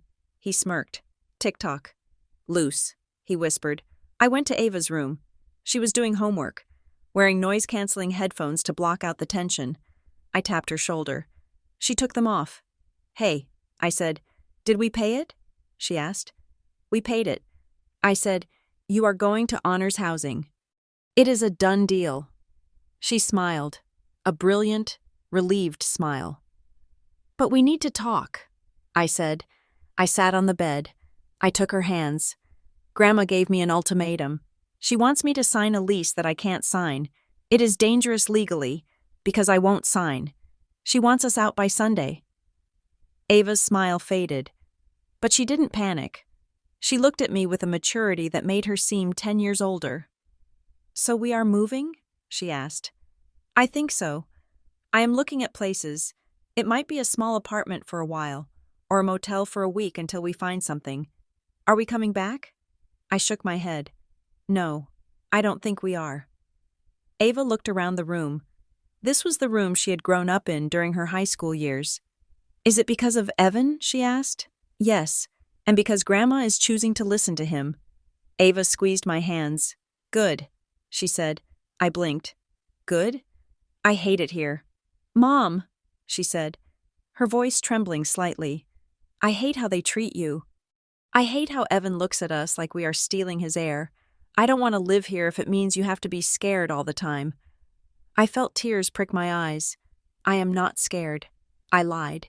"You are," Ava said, "and that is okay, but I'm proud of you." "Proud of me?" "For saying no," she said, "for not letting them treat us like temporary guests. We are a family. Mom, you and me. We don't need this house." I pulled her into a hug, burying my face in her hair. She was right. We were the family. The house was just wood and drywall and debt. "Okay," I said, pulling back. "We pack. But we do it quietly. We don't give them the satisfaction of seeing us scramble. We have 72 hours, I said, but I knew something they didn't. I knew the notary was coming tomorrow, and I knew that once that deed was signed, the countdown wasn't for me. It was for Marlene. I had one card left to play. I wasn't going to save the house for Marlene. She had made her choice. I was going to save the evidence. Because when the house of cards collapsed, I wanted to make sure Evan was the one buried under the rubble. The 72-hour clock was ticking, a silent countdown that seemed to vibrate in the walls of the house. Sunday night was the deadline. Sign the lease, or face the sheriff, or so they threatened. I spent Wednesday moving like a ghost. I avoided the common areas, kept my interactions with Marlene to monosyllabic grunts, and focused entirely on intelligence gathering. It was Evan's arrogance that gave me the first break. He had come home around noon, whistling, spinning his keychain around his finger like a gunslinger. He tossed the keys onto the kitchen island, a slab of granite I had paid to have sealed last year, and went into the pantry to scavenge for food. I was at the sink, washing an apple. My eyes landed on the keys. Usually, Evan's keychain was a mess of gym fobs and a flashy car remote, but there was something new, a small brass key with a yellow plastic tag. I glanced at the pantry. I could hear the crinkle of a chip bag. I reached out, my hand steady, and flipped the yellow tag over. You store it. Unit 404. I pulled my phone from my pocket. I didn't steal the key. That would be theft. And I wasn't giving them any ammunition. Instead, I snapped a high-resolution photo of the key, the tag, and the distinct bidding pattern on the blade. "Hey," Evan called out, emerging with a bag of pretzels. I slid my phone into my pocket in one fluid motion and turned off the faucet. "What?" I asked. "We are out of salsa," he said, sounding aggrieved. "Put it on the list," I said, "or buy it yourself." He scoffed and walked past me, grabbing his keys off the counter. He didn't notice a thing. 10 minutes later, I was in my car, calling the number for You Store It. "Thank you for calling You Store It, Crestline. This is Debbie." "Hi, Debbie?" I said, pitching my voice a little higher, a little more frantic. "This is Marlene Ward. I am so sorry to bother you, but my son has the key to the unit and he is out of town, and I just can't remember. Is the unit under my name or his? I need to drop off some boxes. One moment. Ms. Ward, let me look you up." I held my breath. If it was under Evan's name, I was walled out. "Okay, I have you right here. Marlene A. Ward, Unit 404. You are listed as the primary account holder. Evan Ward is listed as an authorized access user. Thank you. Debbie, and when did we open that again? My memory is terrible lately. Looks like last Friday. May 24th, the day of the graduation party, the day Marlene gave me the rent schedule. Thank you," I said. I hung up. They weren't just moving money. They were moving things. Marlene had rented a storage unit the same day she demanded rent. That meant things were leaving the house. Jewelry, documents, heirlooms that Gordon had promised to me or Ava. I called Tessa. "They are looting the house," I said, "moving assets off-site." "It is classic bankruptcy prep," Tessa said, "or divorce prep, or just theft. If the items belong to Marlene, she can move them. But if she is moving things that belong to the estate, or things Gordon owns, Gordon doesn't know." I said, "I am sure of it. Don't break into the unit," Tessa warned. "That is a felony. But document everything in the house. Take a video inventory of every room today. If things go missing later, you have proof they existed." I spent the afternoon doing exactly that. I walked through the house with my phone recording, opening drawers, scanning shelves, narrating quietly. Silver set, 12 pieces, Gordon's coin collection, the antique clock. It felt like I was cataloging a crime scene before the crime had happened. Later that afternoon, my phone rang. It was Aunt Carol again. I debated ignoring it, but information was ammunition. "Hello, Aunt Carol?" "Lucy," Carol chirped. Her tone was completely different from the scolding text she had sent yesterday. It was warm, breezy. "I am so glad you and your mother worked things out," she said. I paused. "Worked things out?" "Yes. Marlene told me this morning. She said you agreed to the rental terms and that you are just going to stay until Ava heads off to college, and then you will be moving into your own place in September. It sounds like such a sensible plan. Honey, I am glad you stepped up." My grip tightened on the phone. Marlene was pre-selling my exit. She was telling the family that I had agreed to leave in the fall, making my potential eviction look like a voluntary departure. If I was kicked out on Sunday, she would tell everyone I had changed my mind or snapped, painting me as unstable against a backdrop of agreed-upon peace. "She told you I agreed to leave in September?" I asked. Well, yes. After you get Ava settled, she said you realized it was time to launch. I see.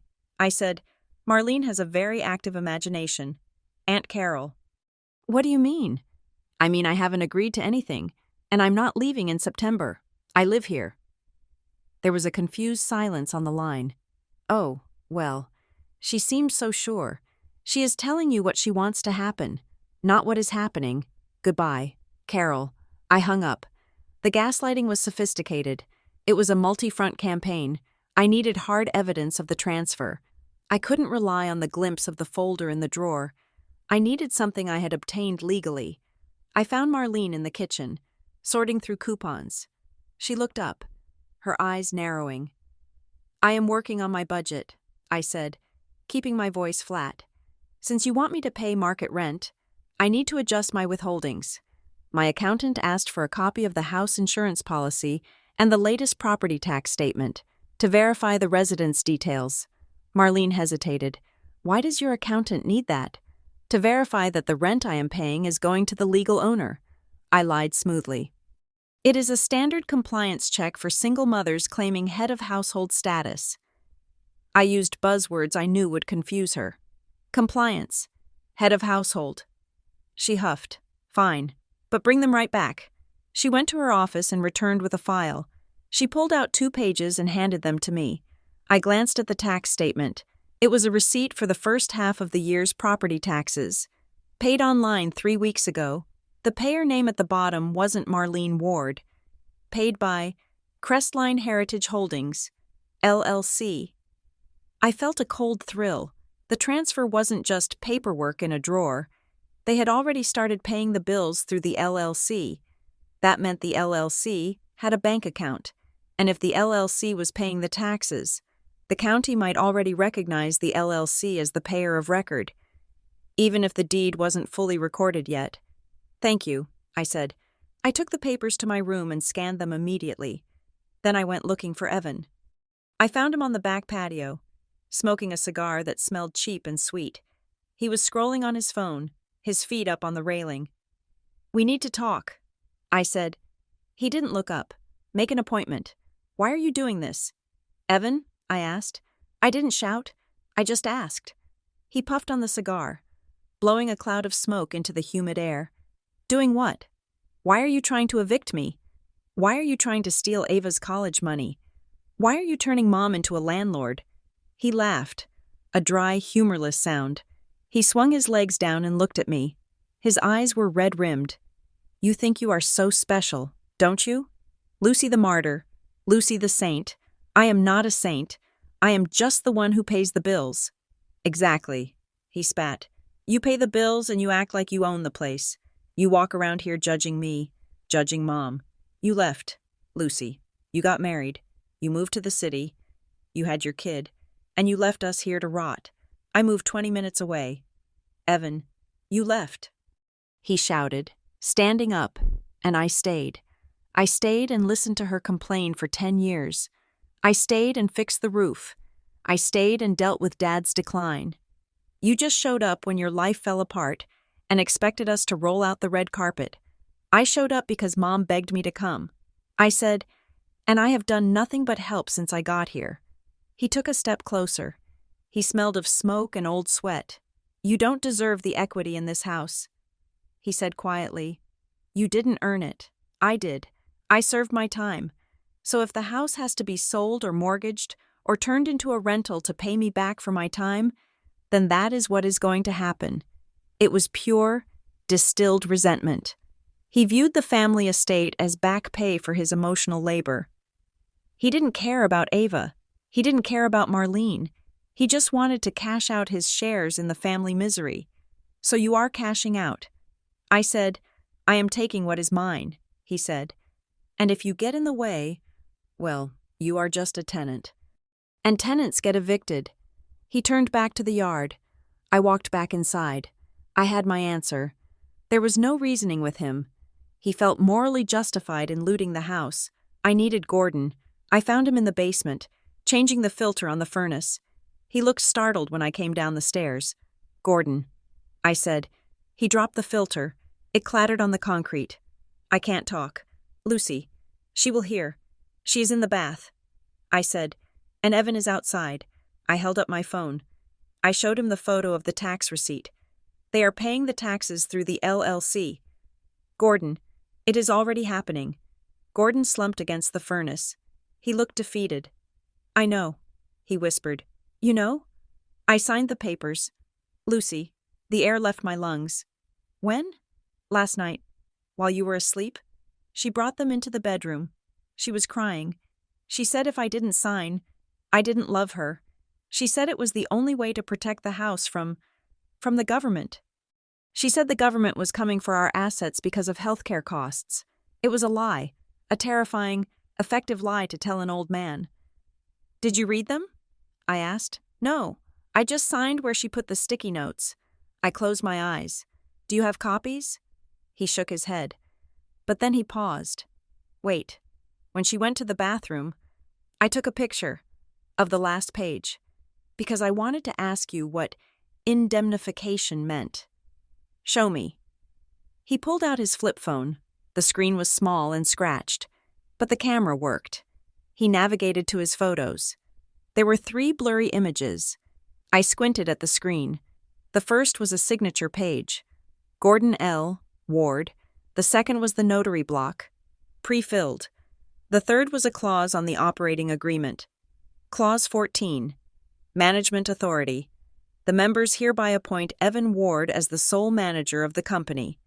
The manager shall have exclusive authority to make all decisions regarding the property, including but not limited to leasing, eviction, sale, and encumbrance. The members waive all rights to contest the manager's decisions. I felt sick. Gordon, I said, my voice shaking, you didn't just transfer the house. You gave Evan total control. He doesn't need Marlene's permission to sell it. He doesn't need yours. You signed away your veto power. Gordon stared at me, his mouth opening slightly. But she said it was a family trust. She said we were all managers. The paper says sole manager. Gordon, Evan is the dictator of this house now. Gordon started to cry, silent, shaking sobs. I need you to send me those photos. I said, can you text them? I think so. He fumbled with the buttons. It took 5 minutes, but my phone finally buzzed. I have them. I said, I put a hand on his shoulder. You made a mistake. Gordon, but we can fight it. But you have to be ready to say out loud that you were coerced. I can't testify against her, he whispered. You might have to testify against Evan. I said, to save her. I left him in the basement and went to my room. I forwarded the photos to Tessa. Her reply came in 2 minutes. Call me. I picked up. It is bad, Tessa said. That clause is ironclad if the signature holds up. Evan can legally evict anyone in that house, including Marlene. He is going to sell it, isn't he? Or leverage it to the hilt, Tessa said. He will take out a hard money loan against the equity, take the cash, and let the lender foreclose. It is a bust-out scheme. What do I do? You build a paper trail that proves you are a tenant with rights, and that the lease they are forcing on you is retaliatory. You need to show that this eviction is happening because you refuse to participate in fraud. I spent the next 4 hours turning my bedroom into a war room. I gathered every scrap of paper I had.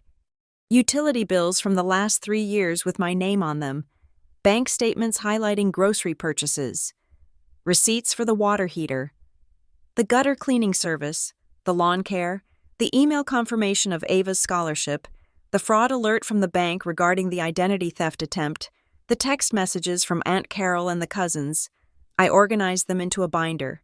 Exhibit A, proof of tenancy. Exhibit B, evidence of coercion. Exhibit C, financial abuse.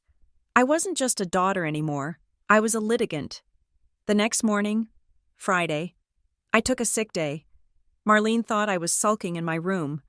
Instead, I drove to the Crestline Family Justice Center. It was a storefront legal clinic next to a laundromat. I met with a volunteer attorney named Mr. Henderson. He was young, overworked, and sharp. I laid the binder on his desk. I am being threatened with a 3-day eviction. I said, and my mother just signed her house over to an LLC controlled by my brother, who has already attempted to steal my identity. Mr. Henderson opened the binder. He whistled low. Okay, he said. First things first. The 3-day notice is garbage if you have established residency, which you clearly have, in Ohio. Since there is no prior written lease, you are a month-to-month tenant. They have to give you 30 days' notice to terminate tenancy. If they try to lock you out on Sunday, that is an illegal self-help eviction. You call the police, you show them this binder, and they let you back in. And the LLC? That is messier, he said. Challenging a deed transfer requires proving undue influence or fraud. That is a civil suit. It takes months, but what? If you file for a temporary restraining order against your brother regarding the financial abuse and the identity theft, it might pause everything. It puts a flag on the situation. A judge might freeze the assets while they investigate. It was the nuclear option. Filing a restraining order against Evan. It would blow the family apart forever. I don't want to destroy my mother. I said, Mr. Henderson looked at me over his glasses. Mrs. Ward, from what you have shown me, your brother is already destroying her. You are just deciding whether you go down with the ship. I thanked him. I didn't file the TRO yet. I wanted to give them one last chance to back down. I drove home. The sun was setting, casting the house in a golden, deceptive light. When I walked in, the atmosphere was brittle. Marlene was in the kitchen, chopping vegetables with aggressive force. Evan was setting the table. There you are, Marlene said without looking up. We are having a family meeting tonight, she announced. I stopped. A meeting? Yes. Aunt Carol is coming. And your cousin Mike? We are going to sit down and settle this. She turned to look at me, the knife in her hand. Since you like to involve the extended family in our business, I thought we should all be present when you sign the lease, to witness your commitment. It was an ambush. She was bringing in the audience she had prepped. She wanted to shame me into signing in front of everyone. If I refused in front of Carol and Mike, I would look like the monster she had described. What time? I asked. 7 o'clock, she said. Be dressed. I went to my room. Ava was there, reading a book. What is happening? She asked. The finale. I said. I looked at the clock. It was 5:30. I pulled out my phone. I checked my bank account. Ava's housing deposit had cleared. The university portal showed housing secured. That was the only victory that mattered. But tonight, I wasn't just going to survive the meeting. I was going to flip the table. I opened my binder. I took out the copies of the tax receipt, the photos of the text messages, and the blurred image of Gordon's signature on the LLC agreement. I made 3 copies of each on my portable printer. Pack your backpack. Ava, I said softly. Why? Because after tonight, I don't think we are going to want to sleep here. I put on a blazer. It felt like armor. I walked into the living room at 6:55. The doorbell rang. Aunt Carol bustled in. Carrying a casserole and a look of confused benevolence, Cousin Mike followed, looking awkward. Marlene greeted them with hugs, playing the role of the beleaguered matriarch to perfection. Thank you for coming, she said, wiping a fake tear. We just need everyone's support to get through this transition. They sat at the dining room table. The lease was sitting in the center, like a centerpiece. Marlene sat at the head. Evan sat to her right, looking smug. Gordon sat in the corner, staring at his shoes. Lucy, Marlene said, gesturing to the empty chair. Sit. I didn't sit. I stood at the end of the table. I placed my binder on the wood surface. I think we should skip the preamble, I said. You want me to sign this? Yes, Marlene said. It is time to make it official. I looked at Aunt Carol. Aunt Carol, I said, before I sign, I think you should know who the landlord is. I picked up the lease and held it up. It says Crestline Heritage Holdings, LLC. Carol blinked. Well, Marlene said that is just a tax thing. I picked up the photo of the LLC agreement Gordon had sent me. Actually, I said, handing the photo to Carol, it is an Evan thing. This document appoints Evan as the sole manager. It gives him the power to sell the house without Mom's permission. Marlene stood up. That is a lie. Where did you get that? It is a photo of the document Gordon signed last night, I said. I looked at Gordon. Tell them. Gordon. Gordon looked up. His face was gray. I signed it, he whispered. Evan slammed his hand on the table. This is illegal. You are spying on us. I turned to Evan. And this, I said, pulling out the bank fraud report, shows the attempt to change my mailing address to a P.O. box in Las Vegas 3 days ago. The same P.O. box listed on your old suspended driver's license. Evan, the room went deadly silent. I wasn't the one on trial anymore. I looked at Marlene. I am not signing. Mom, and I am not leaving until I'm ready. But if you want to know who is actually stealing from you, you are looking at the wrong child. I dropped the papers on the table. The silence stretched, thin and terrifying, waiting to snap. The dining room air was thick enough to choke on. It smelled of Aunt Carol's tuna casserole, a scent that had always reminded me of church basements and forced apologies, and the expensive perfume Marlene applied when she wanted to feel powerful. Everyone was seated except me. The lease sat in the center of the mahogany table, a crisp white stack of papers that looked less like a rental agreement and more like a declaration of surrender. Marlene sat at the head of the table, her hands clasped in front of her, resting on the placemat. She looked around the room, making eye contact with Aunt Carol, then Cousin Mike, then Gordon, and finally Evan. She was gathering her strength, pulling the energy of the room into herself before she unleashed it on me. I stood at the far end of the table, my hands resting on the back of the empty chair. I could feel the binder of documents in my bag, heavy and solid against my hip. Thank you all for coming, Marlene began. Her voice was soft, trembling with a carefully curated vibration of sorrow. It means so much to see the family together, especially now.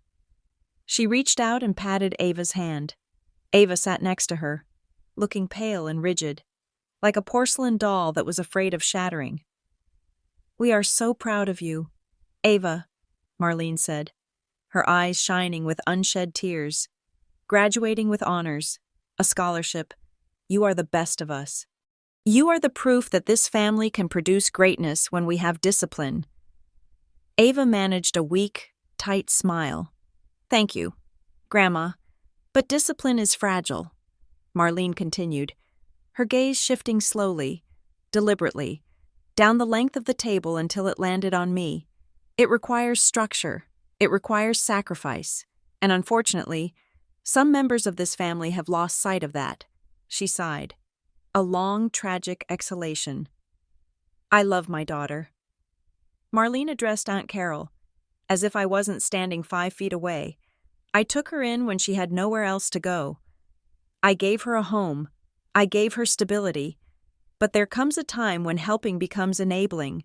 There comes a time when a mother has to say, enough. She picked up the lease and held it aloft. Lucy has been living here for 3 years, she said, contributing bare minimums. While I struggle to keep the roof over our heads, she hoards her income. She plays the victim. And when I asked for a simple contribution, a fair market-rate rent to help sustain this household, she responded with threats, with legal letters, with hostility. Aunt Carol shook her head, looking at me with disappointed eyes. Marlene, I had no idea it was that bad. It is heartbreaking. Marlene said, but I am willing to forgive. I am willing to move forward. That is why we are here, to witness a new beginning. She slid the papers down the table toward me. They fanned out slightly, stopping just inches from my hand. Sign the lease, Lucy, Marlene said, her voice hardening into steel. Show your family that you are ready to be an adult. Show us that you are grateful. Sign it, and we can put all this ugliness behind us. The room went silent. All eyes were on me. Evan was leaning back in his chair, a smirk playing on his lips, confident that the social pressure would crush me. He knew I hated conflict. He knew I valued privacy. He thought I would sign my life away just to stop the scene. I looked at the lease. Then I looked at Ava. She was watching me, her eyes wide with fear. But she gave a tiny, almost imperceptible nod. I took a deep breath. The anger that had been burning in my chest for days cooled into something sharp and precise. "I won't sign this," I said. My voice was calm. It didn't shake. Marlene's face spasmed. "Excuse me?" "I said I won't sign it," I repeated. "Not because I'm ungrateful, and not because I don't want to contribute. I have contributed every month for 3 years. That is a lie," Evan interjected. Sitting up, "You bought groceries. Big deal. That is not a mortgage." I ignored him. I reached into my bag and pulled out the binder. "I won't sign this lease," I continued, "because it is not a lease. It is a fraud." I opened the binder. I took out the first stack of stapled papers, the copies I had made at the library. I slid one to Aunt Carol, one to Cousin Mike, and placed one in front of Gordon. Marlene stood up. "What is that?" "You are not allowed to distribute. Sit down." "Mom," I said. My voice wasn't loud, but it had a command to it that I had never used with her before. It shocked her enough that she actually sat. I pointed to the papers in front of Aunt Carol. "Marlene told you all that the landlord, Crestline Heritage Holdings, LLC, was just a tax structure." I said, "She told you it was for estate planning." I looked at Evan. "But if you look at the second page, you will see the operating agreement that Gordon signed 2 nights ago." Aunt Carol put on her reading glasses. She squinted at the paper. "Clause 14, I said. "It appoints Evan Ward as the sole manager. It gives him the exclusive right to sell, mortgage, or lease the property without the consent of the other members." I paused to let that sink in. "It means," I said, looking directly at Marlene, "that if I sign this lease, I am not paying rent to you. Mom, I am paying it to a company Evan controls. And because he is the sole manager, he can take that money and do whatever he wants with it, and he can sell this house out from under you whenever he feels like it." Marlene laughed. A nervous, high-pitched sound. "That is ridiculous. Evan would never do that. He's helping me manage the assets. You are twisting things because you are jealous that I trust him, and not you." "Am I?" I asked. I pulled out the next document, the tax receipt. "This is the property tax record." I said, "The taxes were paid by the LLC last month, but the funds didn't come from your account." "Mom, they came from a new business account." "So?" Evan said, crossing his arms. "That proves it is a legitimate business. And where did the business get the money?" I asked. Evan didn't answer. "I will tell you where it didn't come from." I said, "It didn't come from rent." "Because I haven't paid any yet."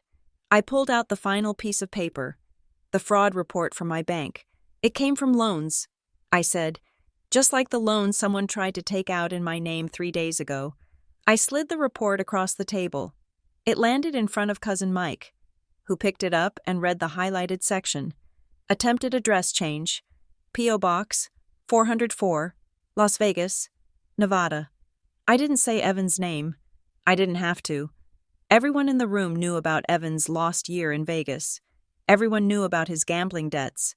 Someone with access to my personal information, my social security number, my mother's maiden name, tried to hijack my bank account. I said, "They tried to redirect my mail to a P.O. box in Nevada so they could intercept my new debit card. They did this on the same day Ava received her housing acceptance." I looked at Evan. His face had drained of color. He looked like a cornered rat. "They were trying to steal the money I saved for Ava's college deposit." I said, "Because the LLC is out of cash, isn't it, Evan?" Evan stood up, his chair scraping violently against the floor. "She is crazy," he shouted. "She is making this up. Mom, don't listen to her. She is trying to turn you against me." Marlene looked at the papers, then she looked at Evan. For the first time, I saw a flicker of doubt in her eyes, but she pushed it away. "Evan is protecting this family," she yelled, slamming her hand on the table. "He is the only one who stepped up when the debt started piling up. You don't know the pressure I'm under. Lucy, you have no idea. I know about the $40,000. I said quietly. The room went dead silent again. "I know you took out a home equity loan 6 months ago." I said, "Gordon told me." Marlene turned to Gordon. Her eyes were wide with betrayal. "You told her?" she hissed. Gordon was shaking. He looked at the paper in front of him, the proof of his own coercion. He looked at Evan, who was vibrating with rage, and then he looked at me. I saw him make a choice. It was the hardest thing he had ever done. I told her. Gordon said. His voice was raspy, unused. He stood up slowly. He wasn't a tall man, but in that moment, he looked significant. I told her because I am scared. Marlene, he said. Scared of what? Marlene snapped. Of your own wife? Scared of losing everything, Gordon said. He pointed a trembling finger at Evan. Where is the money? Marlene? Gordon asked. The $40,000. We paid off the credit cards with the first $10,000. Where is the other $30,000? Marlene's mouth opened and closed. She looked at Evan. Evan looked away, suddenly fascinated by the wallpaper. It went to investments. Marlene stammered. Evan said we had to spend money to make money. He said the crypto market was… Crypto? Cousin Mike asked, his voice incredulous. You put $30,000 of home equity into crypto? He said it was guaranteed, Marlene cried, her voice rising to a shriek.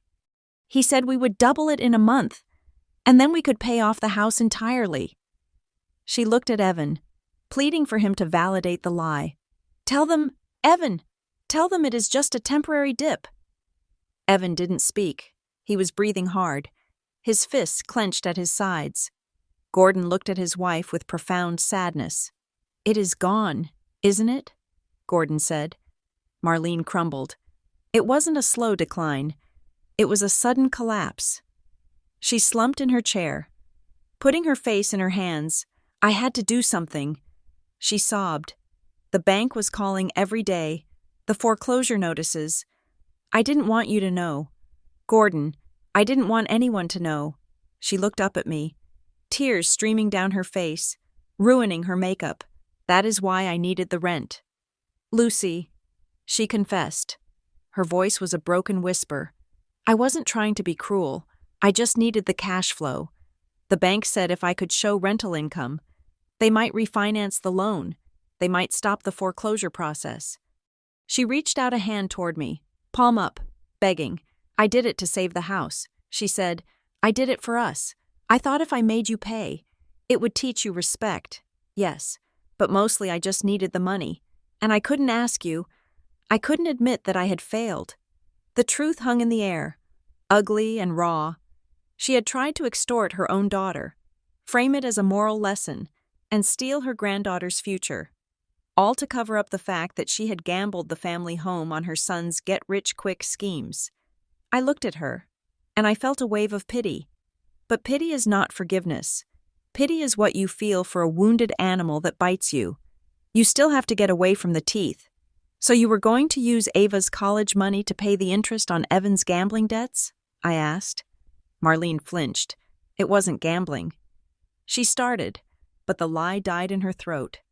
Aunt Carol stood up. She picked up her purse. I think I have heard enough, Carol said coldly. Marlene, you have a lot of explaining to do, but not to me, to your daughter. She walked out. Cousin Mike followed her, shooting a dark look at Evan as he passed. The audience was gone. The performance was over. Evan turned on me. His eyes were wild. You happy now? He snarled. You destroyed this family. You aired all the dirty laundry. Are you proud of yourself? I didn't flinch. I didn't destroy it. Evan, I just turned on the lights. He took a step toward me, his hand raised. Gordon moved. For a man with a bad back, he moved fast. He stepped between us, puffing out his chest. Don't you touch her, Gordon said. His voice was low and dangerous. Evan laughed, but he stopped. You are all pathetic. Evan spat. This house is a sinking ship anyway. It won't be here much longer. The bank is going to take it, or the investors are. I am done trying to save you people. He grabbed his keys off the table.